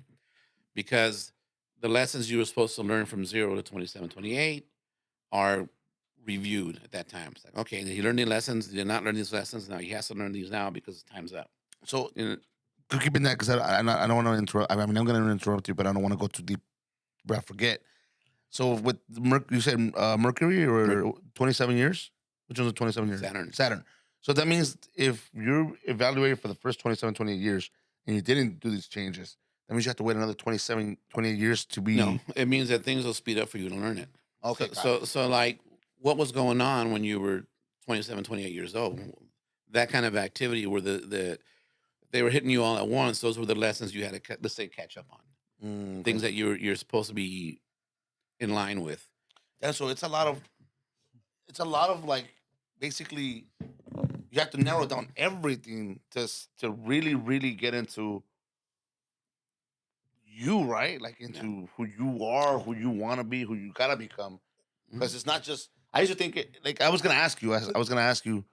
I say, what would you say about an Aries? Because I'm an Aries. But see, this goes back to what I asked earlier, and I think throughout the whole episode we've had so far, the question I asked earlier, if people like kind of just misinterpret what astrology really is because they just read their daily stuff. Yes. I think throughout the episode now, like that question has been answered because what you're saying right now, it goes a lot deeper into than just being an Aries. Exactly. Well, And if you're looking at the Aries horoscope every day, you're looking at the wrong thing. because I'm not looking at the whatever the house The is. ascendant. You want to look at what your ascendant is. Gotcha. Okay. Yeah. So then, am I truly an Aries? Yeah, your sun is an Aries. The sun is the major one. That's Is that your what you're saying? character. Yeah. That's your character. So when you talk to most astrologers in the beginning and they say, hey, yeah, what sign are you? We don't normally say what sign are you. We say, where's your sun, moon, and rising? Sun, moon, and rising are the three main characters of the chart. Right. So if you look at a pizza, Uh-huh. right? So where your sun is in that pizza. So we have a pizza. It's cut into 12 slices. Mhm. Okay. If your Aries sun is in the 6th house, let's say, that's the house of work, daily activity, and pets. So your focus, you'll have more than likely you'll have a pet. More than likely you'll enjoy some satisfaction from daily work. As an Aries. Yeah, and you'll do it, but you'll do it as an Aries. You'll be more impulsive about it, more protective of it. It'll have a sense of urgency to it. You could get irritated behind it. It's the actor in that stage. The stage is health and pets, right? Yeah. So if your sun is there, you're gonna have something else on your ascendant.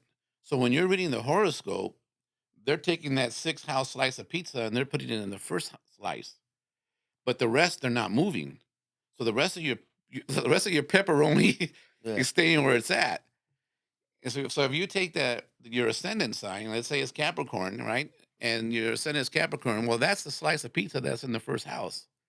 So when you look at that horoscope, all the other slices of pepperoni are in the right houses. Does that make sense? Yeah. So let's just say you said right now, I'm an Aries and my sun is an Aries, and I'm supposed to look at the ascending, right?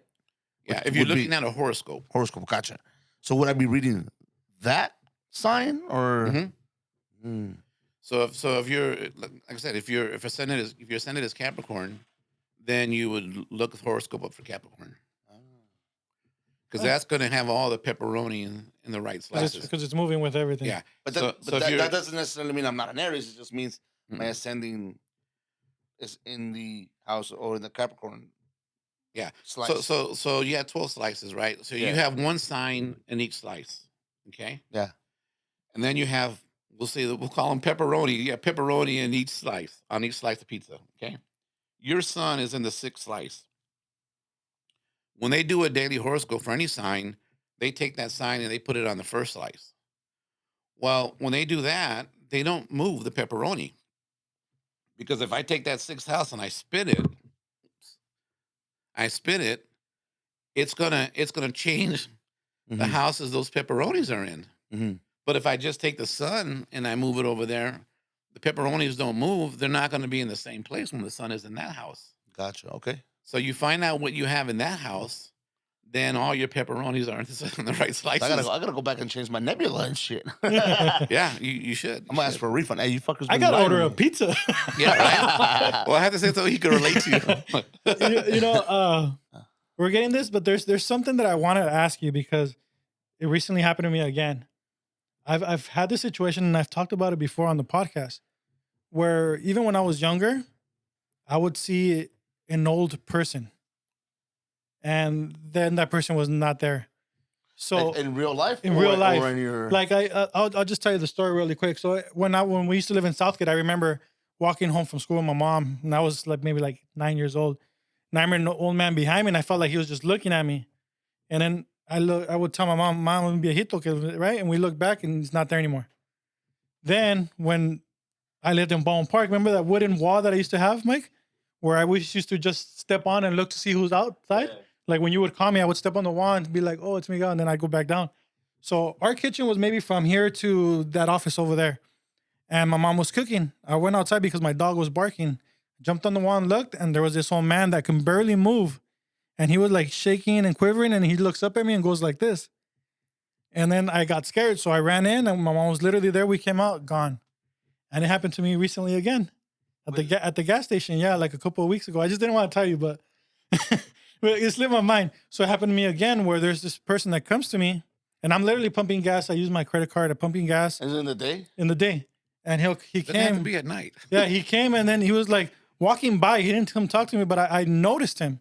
Uh-huh. And then he was walking with a cane, like very slowly. And then I would get in my car and I look and he's gone. And it's like he couldn't have gone far because there's nothing around there, and he couldn't walk. So it's like, Yeah. so who I you ran gotta, into, I gotta ask. What? It's pretty scary to me, but what can that be? And why is it always an old person? It might just be an old family member. It might be your grandfather or somebody looking out for you. It reminds me of me, right? So when I used to drink, I'd have a few drinks, and then there'd be a man sitting on the corner of the couch. Used to call him the man with the hat. And then I'd be talking, we'd all be partying, whatever. And I'm like, oh shit. They're like, what? The man with the hat's here. They're like, what? The man with the hat. What man with the hat? He's sitting right there. What's he doing? He's just watching me. Right? And he would come up more and more often. And then one day I was at home at my parents' house talking with my dad, and he showed me a picture of his father, my grandfather. Died before I was born. It was the man with the hat. Wow. I looked at that picture and I'm like, hey, Dad, who is that? That's the man with the hat that I see. He goes, oh, that's your grandfather. Really? Yeah. I'm like, oh, shit. My mom believes that because my grandpa and my grandma are passed away now from my mom's side, but my mom's dad passed away in 2006, and she believes she's a believer in like the occult and stuff like that. She believes she always sees a hummingbird, Yeah. and for some reason, like the hummingbird is always around her, and she says that's her dad. Yeah. She's like that's my dad. Symbolism, She tells us, right? I don't know if she's They she's say told- butterflies too. They say butterflies Yeah. are. So Butterflies because they transform. Oh. So, But hummingbirds, yeah, that's a common symbol for people, for loved ones who've crossed. yeah, I don't know that. And then with you, with the old man, what's going on when you see him? Are you going through some stressful stuff? Are you thinking of some stressful stuff, or he's just no, appearing? I mean the two occasions that really stuck out the most when I was young. This one, I mean, I don't know why it had been some time. So you're getting But, old, fool. but here's the thing: it's not the same old man, and it's not my grandfather. I know my grandfather recently passed away, so it's like I don't know the person, but they just catch my attention. Then it's symbolic. They're showing you that symbolically to convey some kind of message to you. And then I just got to figure out what the symbol is. Yeah. Huh. And how do you go about that? I would meditate on it and see, okay, what is it you're trying to tell me? What does this signify for me? I'm scared of getting older. And then could be, Yeah. it could be that that fear is crossing your mind. They're showing it. They're showing you an older person to let you know it's all right. That's crazy. Maybe that's what it is. So sometimes I get freaked out, and we talked about your wall, right? So I started wearing this again because I started feeling like when that happened to me, I started wearing it again because it was like, all right, I don't want any bad vibes.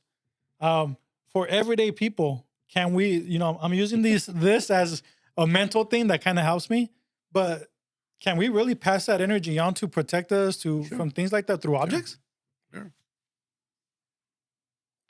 I got an amethyst. So yeah, we can. I don't have a physical thing right now. I mean, I did. My mom gave me, I think it was a carta del niño de Tocha, Santo niño de Tocha, and I would carry she's like, just carry it every time. Boom, boom. I carry it from my mom. But with me, one thing that I learned at a very young age, she also had un cuadrito right outside her room de un ángel con unos niños, and had a saying, ángel de la guardia me dulce compañía, no me desaparece ni de noche ni de día. And she would always tell us whenever we get scared of something, nomás lee eso y te vas a proteger. And to this day, no bullshit. Like just maybe 2 nights ago, I did it. You still say it? I still say When it. you get scared, huh? When I get scared or when I feel uneasy about something, I always read that. And it's like, in my mind, I don't have to read it aloud. I could just say, ángel de la guardia me dulce compañía, no me desampares ni de noche ni de día. And I know that I'm protected. Yeah. So, I don't know. It's trippy, fool, but Well, that's the key, though. You know you're protected, right? So it's to your manifestation statement. You're manifestating the protection. right? And your spirit guides and them are going to come around you. It's the same thing with me putting the white light, right? I'm protecting myself and I know I'm being protected.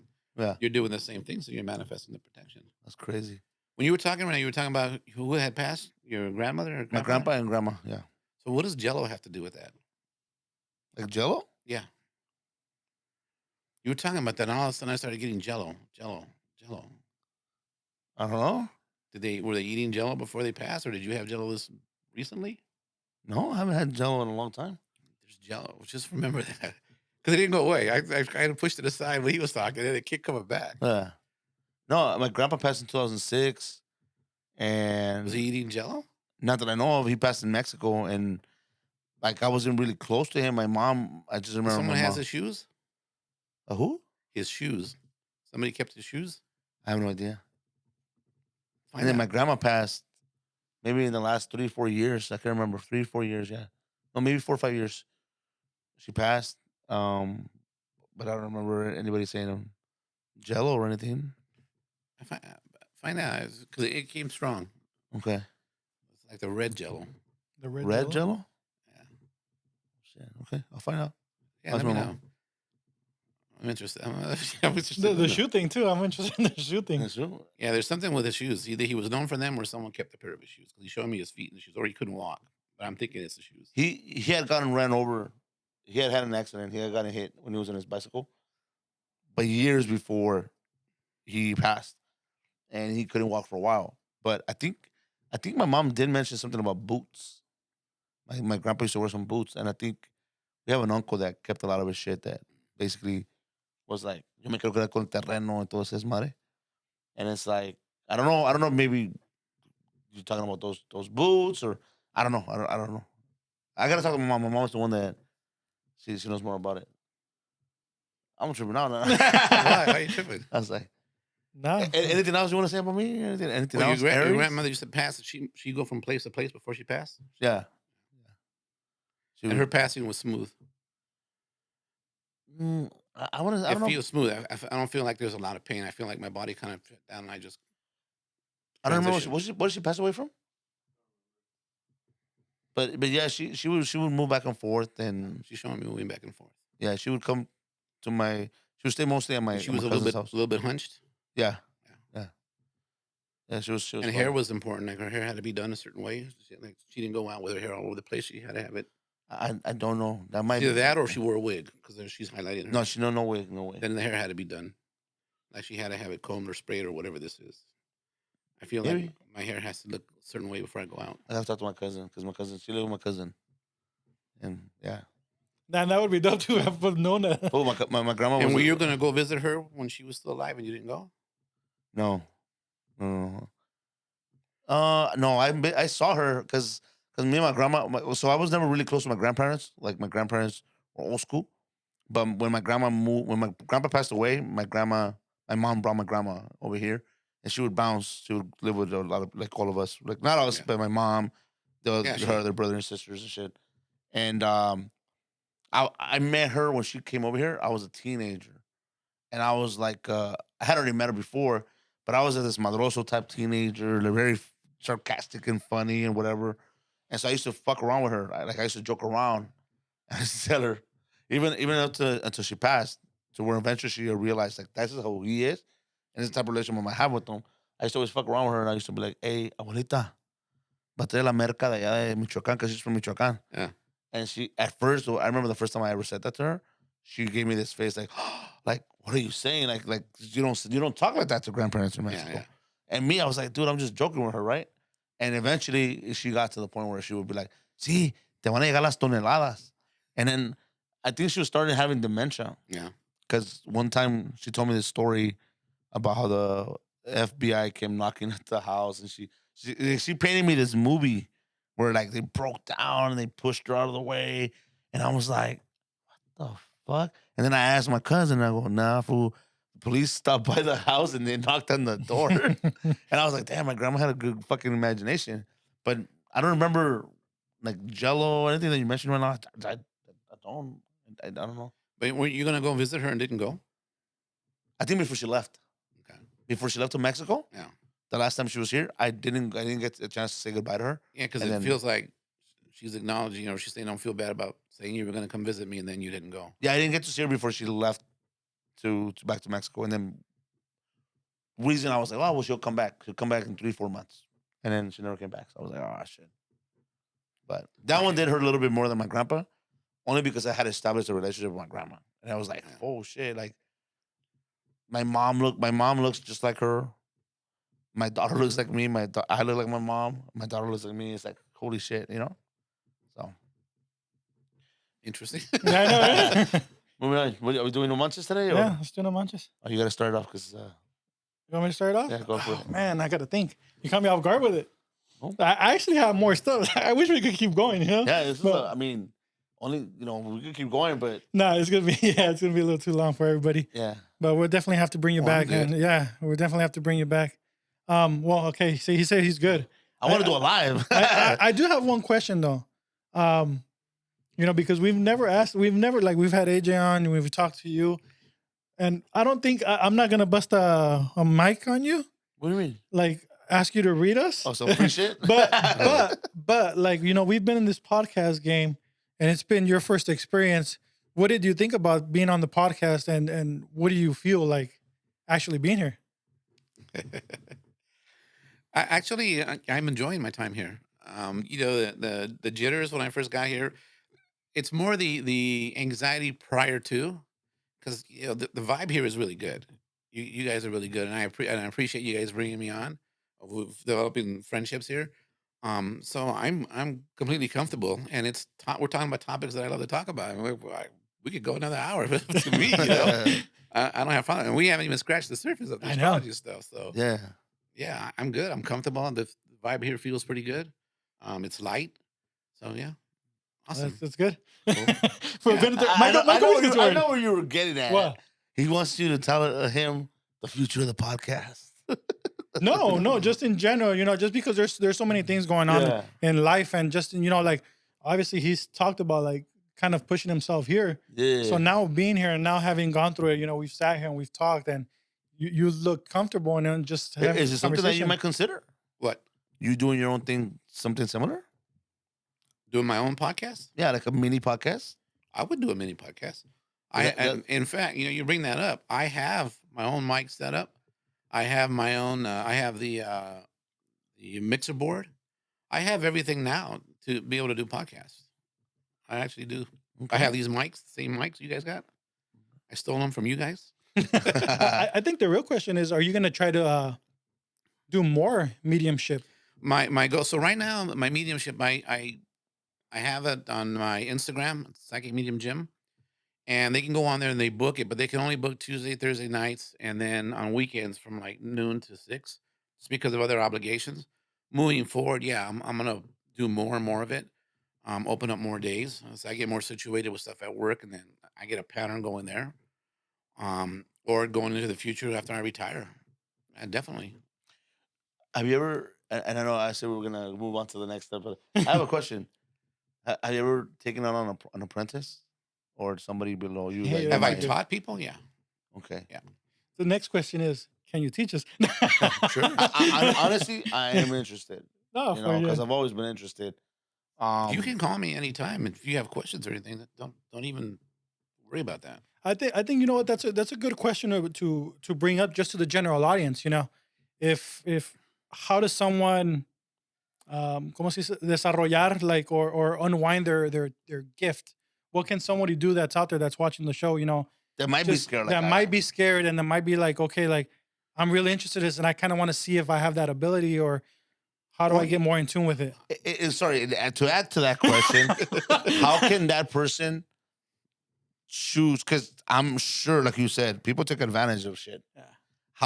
What advice would you give them also to say, this is what you would look for in a mentor or in somebody that might open you up the right way? Because anybody can learn from anybody, right? I might get a teacher. Well, you won't resonate with them if they're not authentic to you. You won't resonate with them, and then don't go back to them. I used to joke early on that by the time I get done studying and taking everything, I'm gonna have to be spiritual because I'm gonna be too broke to do anything else, right? Because everybody charges a lot of money to do it, and and then they repeat things in different names. Like I have a friend she's an awesome uh, Reiki master, energy worker. Right? She's awesome, but she kept taking classes on different methods of Reiki. When Reiki is a hands-on healing energy work, and so she goes, "Oh, my teacher is opened up a class on Egyptian Reiki." Well, Reiki comes from theoretically from Japan and it went to Hawaii and then it grew from there. And I looked at her and I'm like, "Why? You have the skill set, you have the ability. Why are you taking classes?" Well, this is a new version. It's not a new version. Energy is energy. She's just trying to pay the rent. Yeah. I mean, I don't blame her for it, but she's trying to blame. And you already excel in what you do, probably more so than the person that you're teaching. So you got to look at it that way. You got to look at it. I would start. It's it's like sex, right? When you start having sex, you don't go a little bit in, you go all in. Same thing. You don't go a little bit into this, you go all in. And the more you learn, like I said earlier, the more you learn about it, the less fear you have, right? The fear comes from, oh shit, this stuff is really happening. Yeah. I heard about it and I read about it, but yeah, it was the drunk viejito in the bar that told me. And then you start working with it, and then shit starts to happen. Couple of things that happen is that your karma starts to increase real quickly, so things will start to bubble up more, right? Maybe more challenges when you first start, but the challenges are good because they force you to align with your spirituality. So the more crap that hits the fan, then the more you meditate, the more you connect with yourself on a spiritual level or with your spirit guides, then the stronger that connection becomes, and the less those other things have an effect on you. And then you start to recognize the sensitivity, and you start to validate the correlation between the two. Okay, I was feeling this and this happened. Then you start to learn the symbology. Well, I know whenever I feel this, it means that. But you have to start paying attention to it. So I would tell someone to start with meditation. Start with meditation and learning to center yourself and learning about yourself. Like what does the Bible say? To thy own self be true. So be true to yourself. And then you get a mentor to help you grow and develop. I started with tarot and astrology, um, and meditation, right? Meditation and prayer were always something that just came natural to me. Then you start having the experiences. The experiences become real. Then the fear comes in. But when the fear comes in, then you rely on your spirituality. Gotcha. You're like, okay, like coming here, right? Okay, I'm nervous. I'm like, okay, I'm doing it. You guys are guiding me to do this. I'm doing it. Whatever happens, happens. I know this is where I'm supposed to be. This is what I'm supposed to do. I'm gonna let it roll the way it rolls. And then to what your friend says, and when I tell you, just let go of it and let it happen. Put everything else aside. Nice. Work. But you do have to watch out for the ones you got to kind of understand. Right? You have the fake ones, and then you have the ones that are fake and they're doing it for a living, which means they have to create a constant flow of income. Hmm. So they're going to come up with a bunch of different ways to do the same thing to generate that income. Gotcha. So just be careful who and what the purpose is. Well, ask yourself when you resonate, am I resonating with them? Is there a vibe here? Am I feeling they're being truthful? What's the reason for doing it? If you're not a medium or psychic or even a hands-on healer, and you're not doing it to help someone heal and help somebody grow and develop. If you're just doing it for the money, then you're doing it for the wrong reason, Yeah. right? Because this occupation or these kind of things that we do, myself, AJ, it's about helping the soul develop, helping the spirit develop. It's not about the money. Yeah, you have to make enough money to support yourself to live comfortably and all that other stuff. But if the goal is the income, Yeah. then the vibration is off from the get go. Yeah. Your vibration is all about the physical. It's not about the spiritual. So you're not gonna last, or people are gonna not come to you after a while because they're gonna know that you're not the real deal. Yeah. But when you say stuff that there's no way there's got to be validation. Right? With mediumship, there's got to be validation. I got to be able to tell you something that I should not know that you can validate actually occurred. Something other than, oh, you have 16 guardian angels around you because you're a special case and they all love you and adore you, and that's it. But okay, well, my grandmother didn't come through, my unknown father didn't come through, my this didn't come through, my dog didn't come through, my bird. So you kind of, and I do it. I go to other mediums that don't know I'm a medium just to see what they tell me. And I've come across some that are okay and some that are like, yeah, I just donated to your cause. But it's a matter of conversation and seeing what they get. I'm laughing because there's one in I don't I'm not gonna put people on blast, but there's one near around here, right? Mhm. They have like a little shop, Oh yeah. right? And you go in, and the first thing is it's multiple people that I've talked to that have gone in there, and it's always the lady tells them the same thing. Your partner's cheating on you. Even if they don't have a partner or they're not married or nothing, you need to leave them. And it's like it's hilarious because there is a lot of situations. I've had cousins too that go to people, and it's for some reason it's always like the love thing. Oh no, somebody has a spell on you. Yeah. Somebody did. You know what I mean? You need to leave this person. Or it's Yeah, like you know what's crazy? I think you were with us that time. Didn't you go when I was first dating baby mama? okay. Oh, I was around a lot, but what? No, we went to Hollywood Okay. for the Halloween parade. I didn't go to that. Did you go to it? No. Okay. I went with a couple of us. I think Yoni was there, and I was just dating my soon-to-be ex-wife, right? Ex-wife.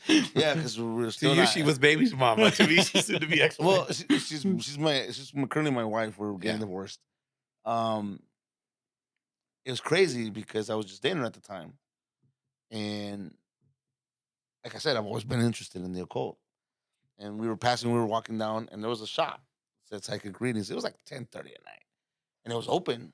It was I think it was either she looked. I don't know what ethnicity they are, but she looked gypsy Gypsy. or Middle Eastern. But I think I'm just gonna say gypsy. And I know that there's like a culture not a culture, but like a group of people that travel around Europe. They call themselves they're gypsies. But Yeah, they're gypsies. And I know she was there, and I remember telling baby mama, I call her baby mama now. I told baby mama, I was like, "Hey, you want to go in there and let's get our shit read?" And she was kind of like, "No, no." And I said, "All right, cool." And I went in there. I said, "Let me go in." And I went in, and I didn't say shit, right? Obviously, you don't gotta. Yeah. I didn't say nothing. And she literally was reading my hand, and it's crazy because she stood outside, and I'm inside, and then she goes, "You're not gonna be with her forever." And I was like, "What the fuck?" I never understood that. And I said, "You're not. I know you're gonna say." She's like, "You're not gonna be with her. She's not the love of your life." And I was like, "What the fuck does that mean?" I'm dating this chick, dog. Like I'm not even like we're not even there, fool. Like we've been together for like 2 months, fool. Like, and now I'm like, oh shit. So She probably saw breaking your love line. did she? I'm saying probably. Well, she told me she's not the girl that you're gonna. I used to go to those people and let them read me, and then I'd read them. Oh, that would be funny to see. Yeah, I would sit there and Like- let them read me and see what they told me. So are you And they familiar with the poems? they would Like, t- would you be able to tell me? I just know another- the basic lines. I don't know how to interpret it. I know people who do that are very good at it, but I don't. Okay. There's a lady in Venice that does that out of her house, like right down And the you, thing. you, I did it. I've done it how accurate was it? accurate. I've done You it. didn't say I've shit? done it. I didn't say shit. I did it on 2 different occasions, like big gap in between, like Yeah. maybe a year. So same things. There you go. And it was weird because she just walks out I'll like go- nothing I'll with go her, with with you. her You wanna cigarette. do fool. She walks out with her Yeah. cigarette, her freaking dog right there, and okay, let me see. Gypsy? She's gypsy? Yeah, too? she's gypsy. Yeah. She starts reading my palm and starts telling Why me. is it that the gypsies are the ones that do that? They're taught it. It's not part of their culture. It's part of the culture? Yeah, they're taught it. It's super accurate. She straight out says, she starts talking about, oh, you have a business. Oh, you do this. Oh, like, oh, this. Like, Well, you what? walked in with a suit, fool. No. And fucking And I'm like, business cards, dog. like what the no, fuck? like a lot Gucci of shoes shit. and shit. I know. My work shirt is. a business. Name right there. It's a Boss. Cisco's. But anyways, you ready to move on to no manches? Because we Let's could go. go forever, Yeah, bro. let's go, I let's still have go. questions. We're gonna bring you back because I want to know about angels and spirit guides and all that. But that's a whole different world. And tarot, we didn't even talk about the Maybe tarot. we should bring AJ and him and then have a little psychic battle like they did at the Well, live show. Well, we got to know a little bit so we can battle too. Uh, We could join in. Yeah, there you go. But I got my no manches, so Go for it. fuck, I lost it actually. Ooh. Well, anyways, there was gonna be 2, right? One was, for some reason, I don't know what it is. You know, I've been traveling a lot for work lately. I don't know what's going on, but my no manches is airlines, like flights. I don't understand why flights for now, like, it's become normal for them to get delayed, even if it's a short flight. Like I went to the game last week, right, from here to San Francisco, Oh, I've seen that. and if literally it got delayed 3 hours. I'm like, what? Like the weather was fine. It got delayed somewhere else, but all of my flights from like that have happened in the last year, delays. There hasn't been a flight where there is no delay for me. It's crazy. Yeah. I did see that because I was trying to go to New Orleans next week. I was trying to go to New Orleans because I love Halloween, and I know New Orleans is like very, very big on the Halloween season. Yeah. And I wanted to go for a couple of days. All the spiritual stuff he's afraid of. Huh? Yeah, I know. But actually, check this out. He is super afraid because he sleeps with lights on. Yeah, No, I don't. Not anymore. Not anymore? He's got a night light. I do have to have a light in the house on that I can see that. I can't be in the full dark. I can't do that. Well, I have a light that's on when I first go to sleep, but I got to set so it turns off after like an hour. No, I have to leave it on because in the middle of the night I wake up to sometimes go pee, and I have to make sure like it can't be dark. If I'm dark, I feel heavy. I feel afraid. So I know I'm going back. I know we're in the no manches, but as scared as I am, I have been to New Orleans before, and I've stayed at the French Quarter, which is probably one of the most haunted spots in the United States. And I went. It was a business trip. It was a work trip, and I went with another one of my buddies, and he had his own room, and I had my own room. And it's crazy because up until that point, I've never been to a cemetery. Well, I've been to cemeteries, but I never liked stepping inside. And for some reason, I went and I did the whole touring by me and him. We went, I recorded, and that was trippy. It was weird. Also, I did the haunted tour where they take you around freaking the French Quarter and they take you to Madame LeBeau's little house. They take you to I don't know if you guys seen American Horror Story. The lady that washes herself with the blood and kills the slaves and mistreats them and shit. It's based off of a story of a house that's around the French Quarter of this lady that had slaves and did the same shit. So I went to the house. It says supposedly super haunted. It was owned at the time by Nicolas Cage. And when they said that when he bought it, he got cursed, his career went to shit. So I did the whole shit.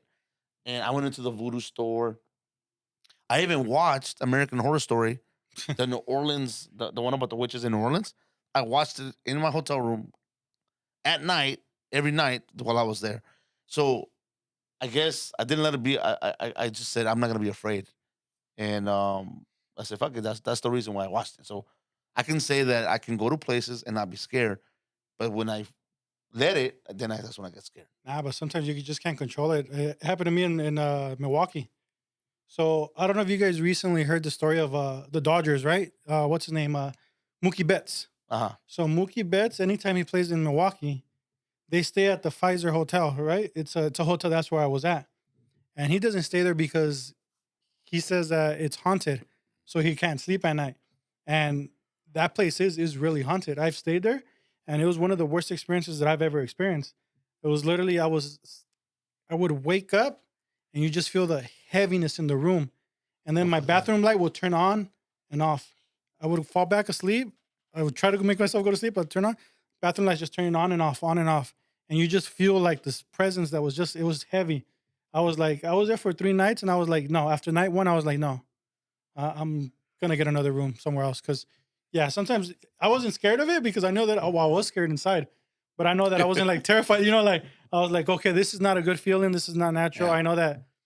I don't know if they can hurt you or not, but it was just like, I know it's not hurting me, but it's really making me uncomfortable. And the presence was just really, really heavy and nasty. I was like, no, I'm out. And Mookie Betts talked about that. That's how I felt when I went to church. Really, really heavy like that. Really? Yeah. In a church, or when you go to church? When I went to church when I was a kid. Okay. We went to a church, and next door was a park. And so we would go to the church every Sunday or Saturday for catechism. And I would ditch and go to the park. I never made my first Holy Communion. My brothers did. I have 4 brothers. They made it. I never did. That's crazy. All right. Anyways, all right, wait. Back to my no manches. I got another one. Remember, I had 2. I remembered it. Okay. And this is more like a question too. So it's a no manches, but it's a question. Okay. So when we're in the restroom and we're using the urinal, we're pissing, right? In a public restroom. Yeah, in a public restroom, and someone just starts talking to you. Like they just start going off and talking while you're pissing, and it's like, yeah. To me, that's like, all right, bro. Like we can, like, hey, how's it going? That's it. But it's like, why are we having this conversation right now? We're like, it depends on the conversation. What kind of conversation? But it's a stranger. What kind of conversation were you having? Nothing. He was just asking me random questions about my day. You look cute with those Nikes. Okay, yeah. No. I've gone into like when we were like at sporting events. Yeah, but I walk in, I'm like, hey, yeah, go Galaxy, and it's like, yeah, well, yeah, that's different because you're at the common place. That's what I'm saying. But you're just in a public restroom, and this guy's like, oh, hey, what's up? Like, what's up, buddy? So where you from? And like, oh, damn, some like, people are friendly. Yeah, that would make me uncomfortable. Too. It's very uncomfortable because like. Dude, like this is my private time, like I guess you can say, but it's not really. But private. It's not private food because it's public, but it's not. But I'm here to take a piss, dog. Like you want to chit chat? Like we can chit chat when I'm washing my hands and shit. Like yeah. So it's like I don't know. I'm not gonna say nothing because I've been a talker. So I would probably be like, "Hey, what's yeah. up?" dude? Anyways, Like, that is a good question. Actually, we should ask people that. yeah. Yeah. But anyway, you're I'm with you. For me, that's uncomfortable feeling. Yeah. It's a go-to. If you're taking that shit, that's a different story. If I'm in the shitter and you're like, "Hey, what's up, bro? Hey, nice shoes, bro. Where'd you get them at?" No, I'm like, "Head marshals." Yeah. All right, no manches. Mine's gonna be more like a PSA. You know, obviously we just had a big fire in San Bernardino, and I know there was a couple fires out here in the San Dimas, Arizona. Yeah. San Gabriel area. Come on, man. Like, why you gotta start a fire that you know is gonna like some of these people that go out and start fires? Don't get me wrong. I'm a pyromaniac. I love. Why do you start fires? I'm a pyromaniac. But I'm a pyromaniac, but I like cohetes but you have to do them safely. You know, if you know it's fire season, you know shit's dry.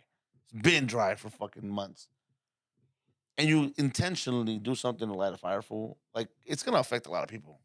Like the school was closed down in my area. My kids didn't go to school for a whole week. Not only that, they evacuated the cities. Yeah. We almost got evacuated. But that's the point of the arsonist. Yeah. Arson is considered a violent crime. Yeah, So they're doing it to destroy. They're destroying properties, and they get off on it. that's crazy. So the question is, why do they have that mental illness? Because they're angry about something, and so they're destroying property. But sometimes it's not just doing it because they're sometimes it's more like a joke because I've seen kids that do it. Well, yeah, but that's different. That's a joke gone wrong. Yeah. Like prank, right? Okay, But prank gone wrong. But just to get back to what you said, remember when we had what's his name? Gil. Remember when he was talking about an arsonist?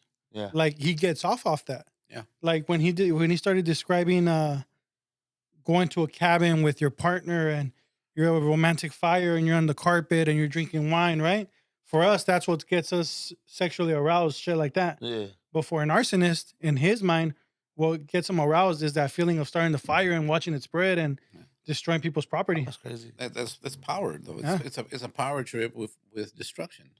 Yeah. Yeah, that shit. It's just like a predator who gets off on beating people, a serial killer who gets off on killing people. Yeah. The same mindset, just a different avenue to express it. That's crazy. I guess What gets me is how they're able to arrest them. They arrested the guy I think that lit that fire. Yeah. To be able to track him down and see where it started. That Somebody knows. Because Oh, yeah. if you're saying it's an arousing thing, they're gonna tell somebody. You know they're gonna tell. Well, somebody. they probably already got a record. Yeah, true. Not just that. There's like a psychology to it too, where they have to go back and see it, and they get caught in that moment because they're like, they have to see their accomplishment. They have to see that thing fall through. So, or they even have to admit it. Sometimes they have to let it be known, or give a clue. Yeah. So. So you end up in prison then. Whole different story. Yeah. They're gonna be lighting your fire down. Light my fire. 6 out of different meeting. Anyway, what's your no manchas, James? What's the no manchas mean? It's no manchas is like a pet peeve, I guess you can say, or something that just Like you're like, get the fuck out of here. Are you kidding me? Or it could be something funny. It could be something like serious. Yeah, serious. Like for me, it was the fire. Yeah, fire pissed me off. I don't know. There's a lot of little things that annoy me. I can't understand why people do them. I just say something like maybe someone driving in the fast lane really slow. That's super common, actually. You wouldn't believe how common. That one, and the other one is if I'm splitting traffic on the motorcycle and somebody weaves to close the gap so I can't get by. You ride a motorcycle? All right, yeah. Okay. So you hate when people like... Well, they do it on purpose. Yeah. So I'll have times where I'm splitting traffic and then somebody will weave in so I can't split. So I have to stop, and their mindset is if I got to wait, you got to wait. Yeah. In the old days, we used to take the side view mirror off and keep going. But now, I don't heal as quickly as I used to, so I slow down.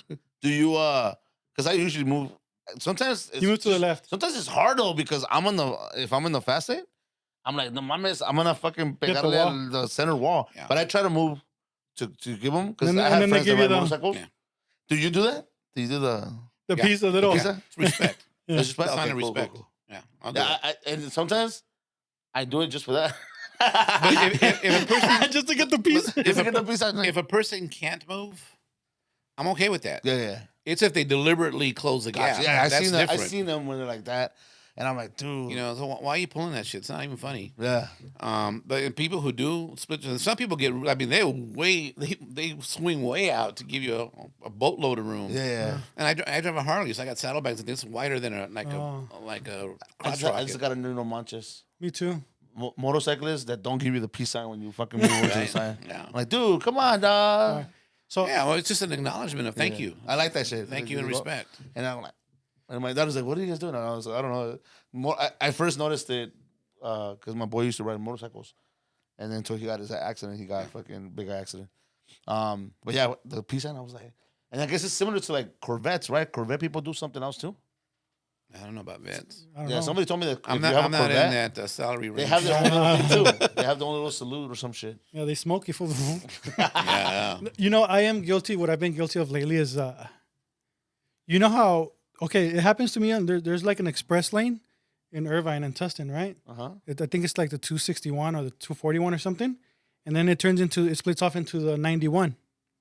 The 91, so they merge. Mm-hmm. And I'm guilty of it now that I'm like, all right, I'm gonna wait. I'm not gonna be that dick that fucking drives all the way to the front where it splits and cuts someone off.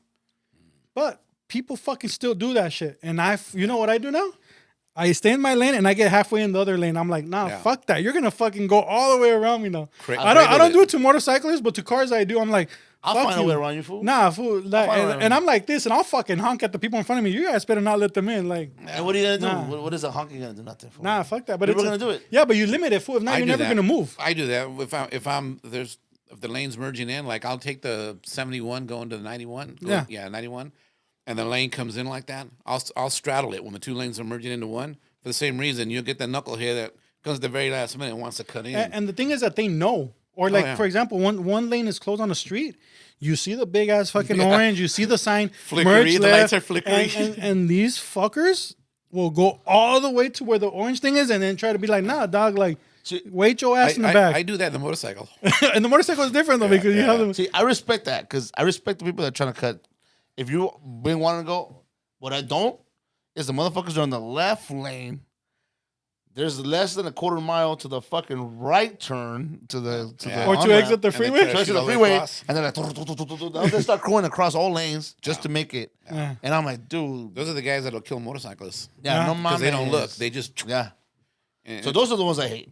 But if I'm just gonna cut you for, if I'm on the right lane and then I move around or I'm closest to the right and I'll cut you off. Nah, just know that. Saves me 15 Just know minutes, that you know? if the lane is merging, dog, you're not getting in front of me. do, and do a that's pit about maneuver it. on your ass. You won't go Yeah, nowhere. no, I'll fucking take an accident. Last time some fool tried to like test me. See, that's Like, called- nah, dog, you want to test me? So Nah, that's all called right. road rage, fool. Nah, It's dog, called test road me, rage, dog. It's It's not called- gonna happen. It's called standing your ground. Hell yeah. Like, fuck you. And then they flip me off. I'm like, fuck you too. What do you get out of that? I used to be that guy, and then I'm like, the fuck? No, it's not that, but it's just like, no, dog, you know better. It's like, no, like, why are Well, you you trying to didn't do hear- that? What's worse is the ones that cut you off and won't look. They just stand up. Like that. They pretend it didn't happen, is it?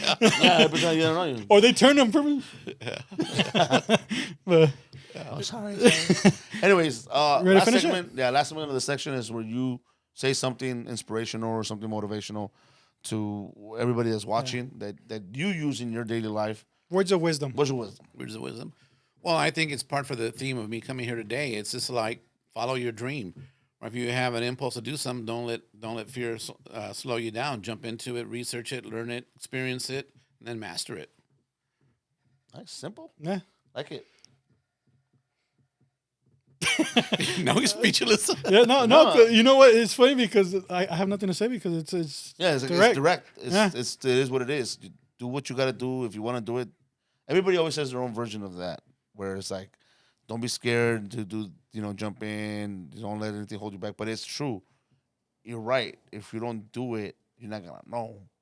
Like, it's easy for you to say, I want to do it, and it's hard for you to actually do it. But when you do it, you're like, oh shit, that shit was easy. Well, the other thing too is if you say I'll try to do it, then you're implying failure before you start. Exactly. Right? You say I'm gonna try. Exactly. It means you ain't gonna do.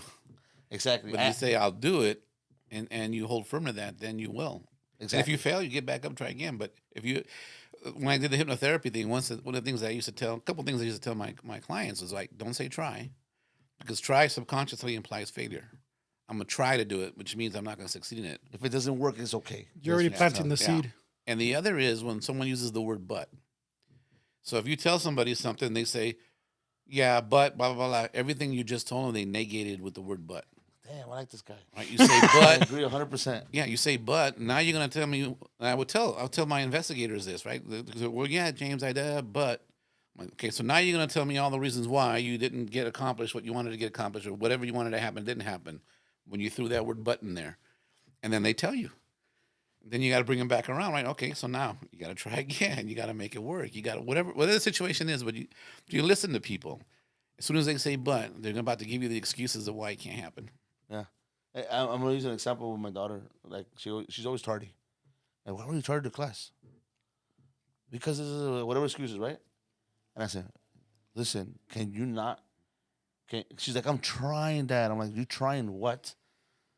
To make it to class on time. And I'm like, and I'll give her my scenarios. I'm like, are you telling me that the school doesn't give you enough time to walk from point A to point B? No. I go, so then you're not trying. I go, you trying? Is you telling me? Well, she's you can't? trying. She's just not being successful. Try implies failure. Yeah, exactly. But she's saying that the trying part is because she doesn't want to do it. And I said, why don't you tell me the truth on why you're late to class? Oh, because I'm lollygagging with my friends. Well, then, so you find things to distract you, right? I've noticed for me, because I try to observe myself and see where I can improve on what and what I need a lot of help in and what I'm doing good in. And one of the things I find with me, if I really don't want to do something or I'm nervous about doing something, I'll distract myself with all kinds of weird shit to avoid going there. And then now at least I catch myself. I'm like, dude, you're distracting yourself. Why don't you just go do it and get it over with? Yeah. And then I do it and get it over with. And then I feel better because I accomplished it. But I notice, and she might do the same thing, right? I'm talking to 20 different girls on my way to class. That's why I'm late, but I'm not going to tell you that. Yeah. Next time she tells you, I can't make it, just tell her, hey, your Nino sees a viejito and that fool could barely walk and he's able to walk fast enough to fucking disappear. Yeah, right. Tell her, she tells you that, tell her, what's his name? Oh.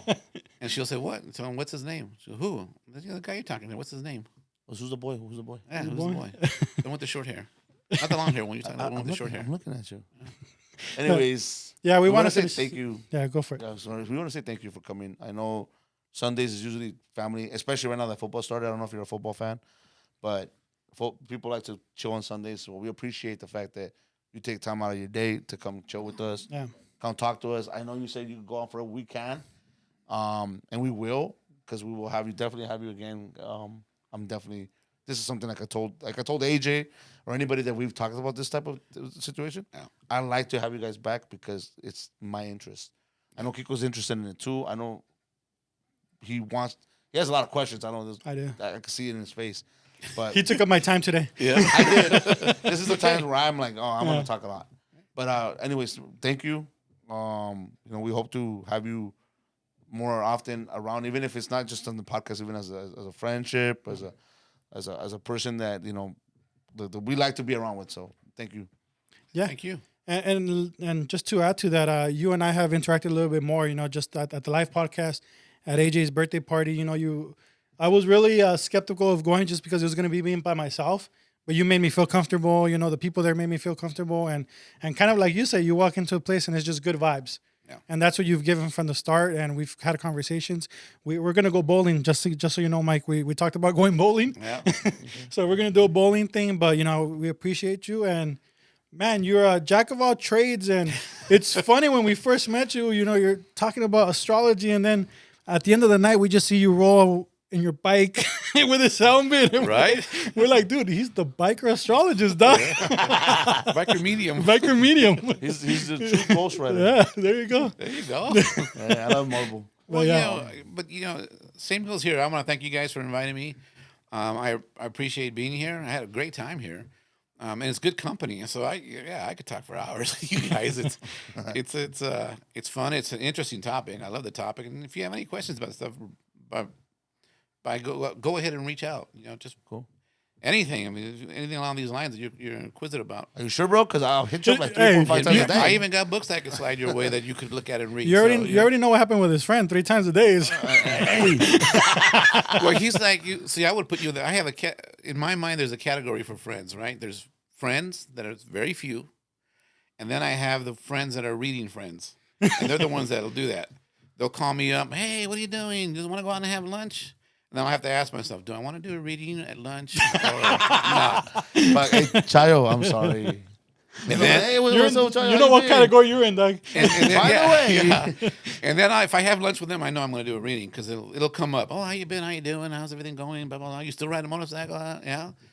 Can you tell me what's going on with this? Or they'll show me a picture of somebody. Hey, can you tell me what's happening here with a sick relative or something? And I'll get the vibes off of that.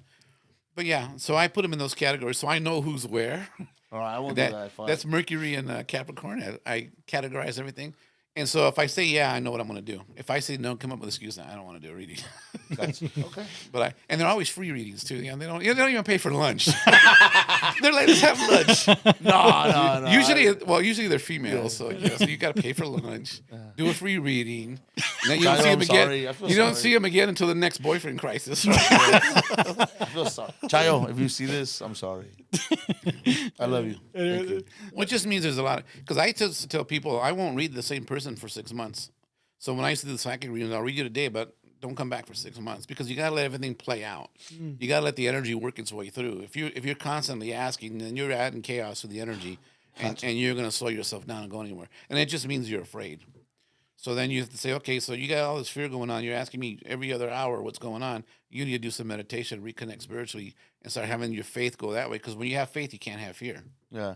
Right? So it's telling me you got to tap into that. Okay. Or I just slap you across the head and say, look, fucker. It's the 5th time this week. Yeah, come on, fool.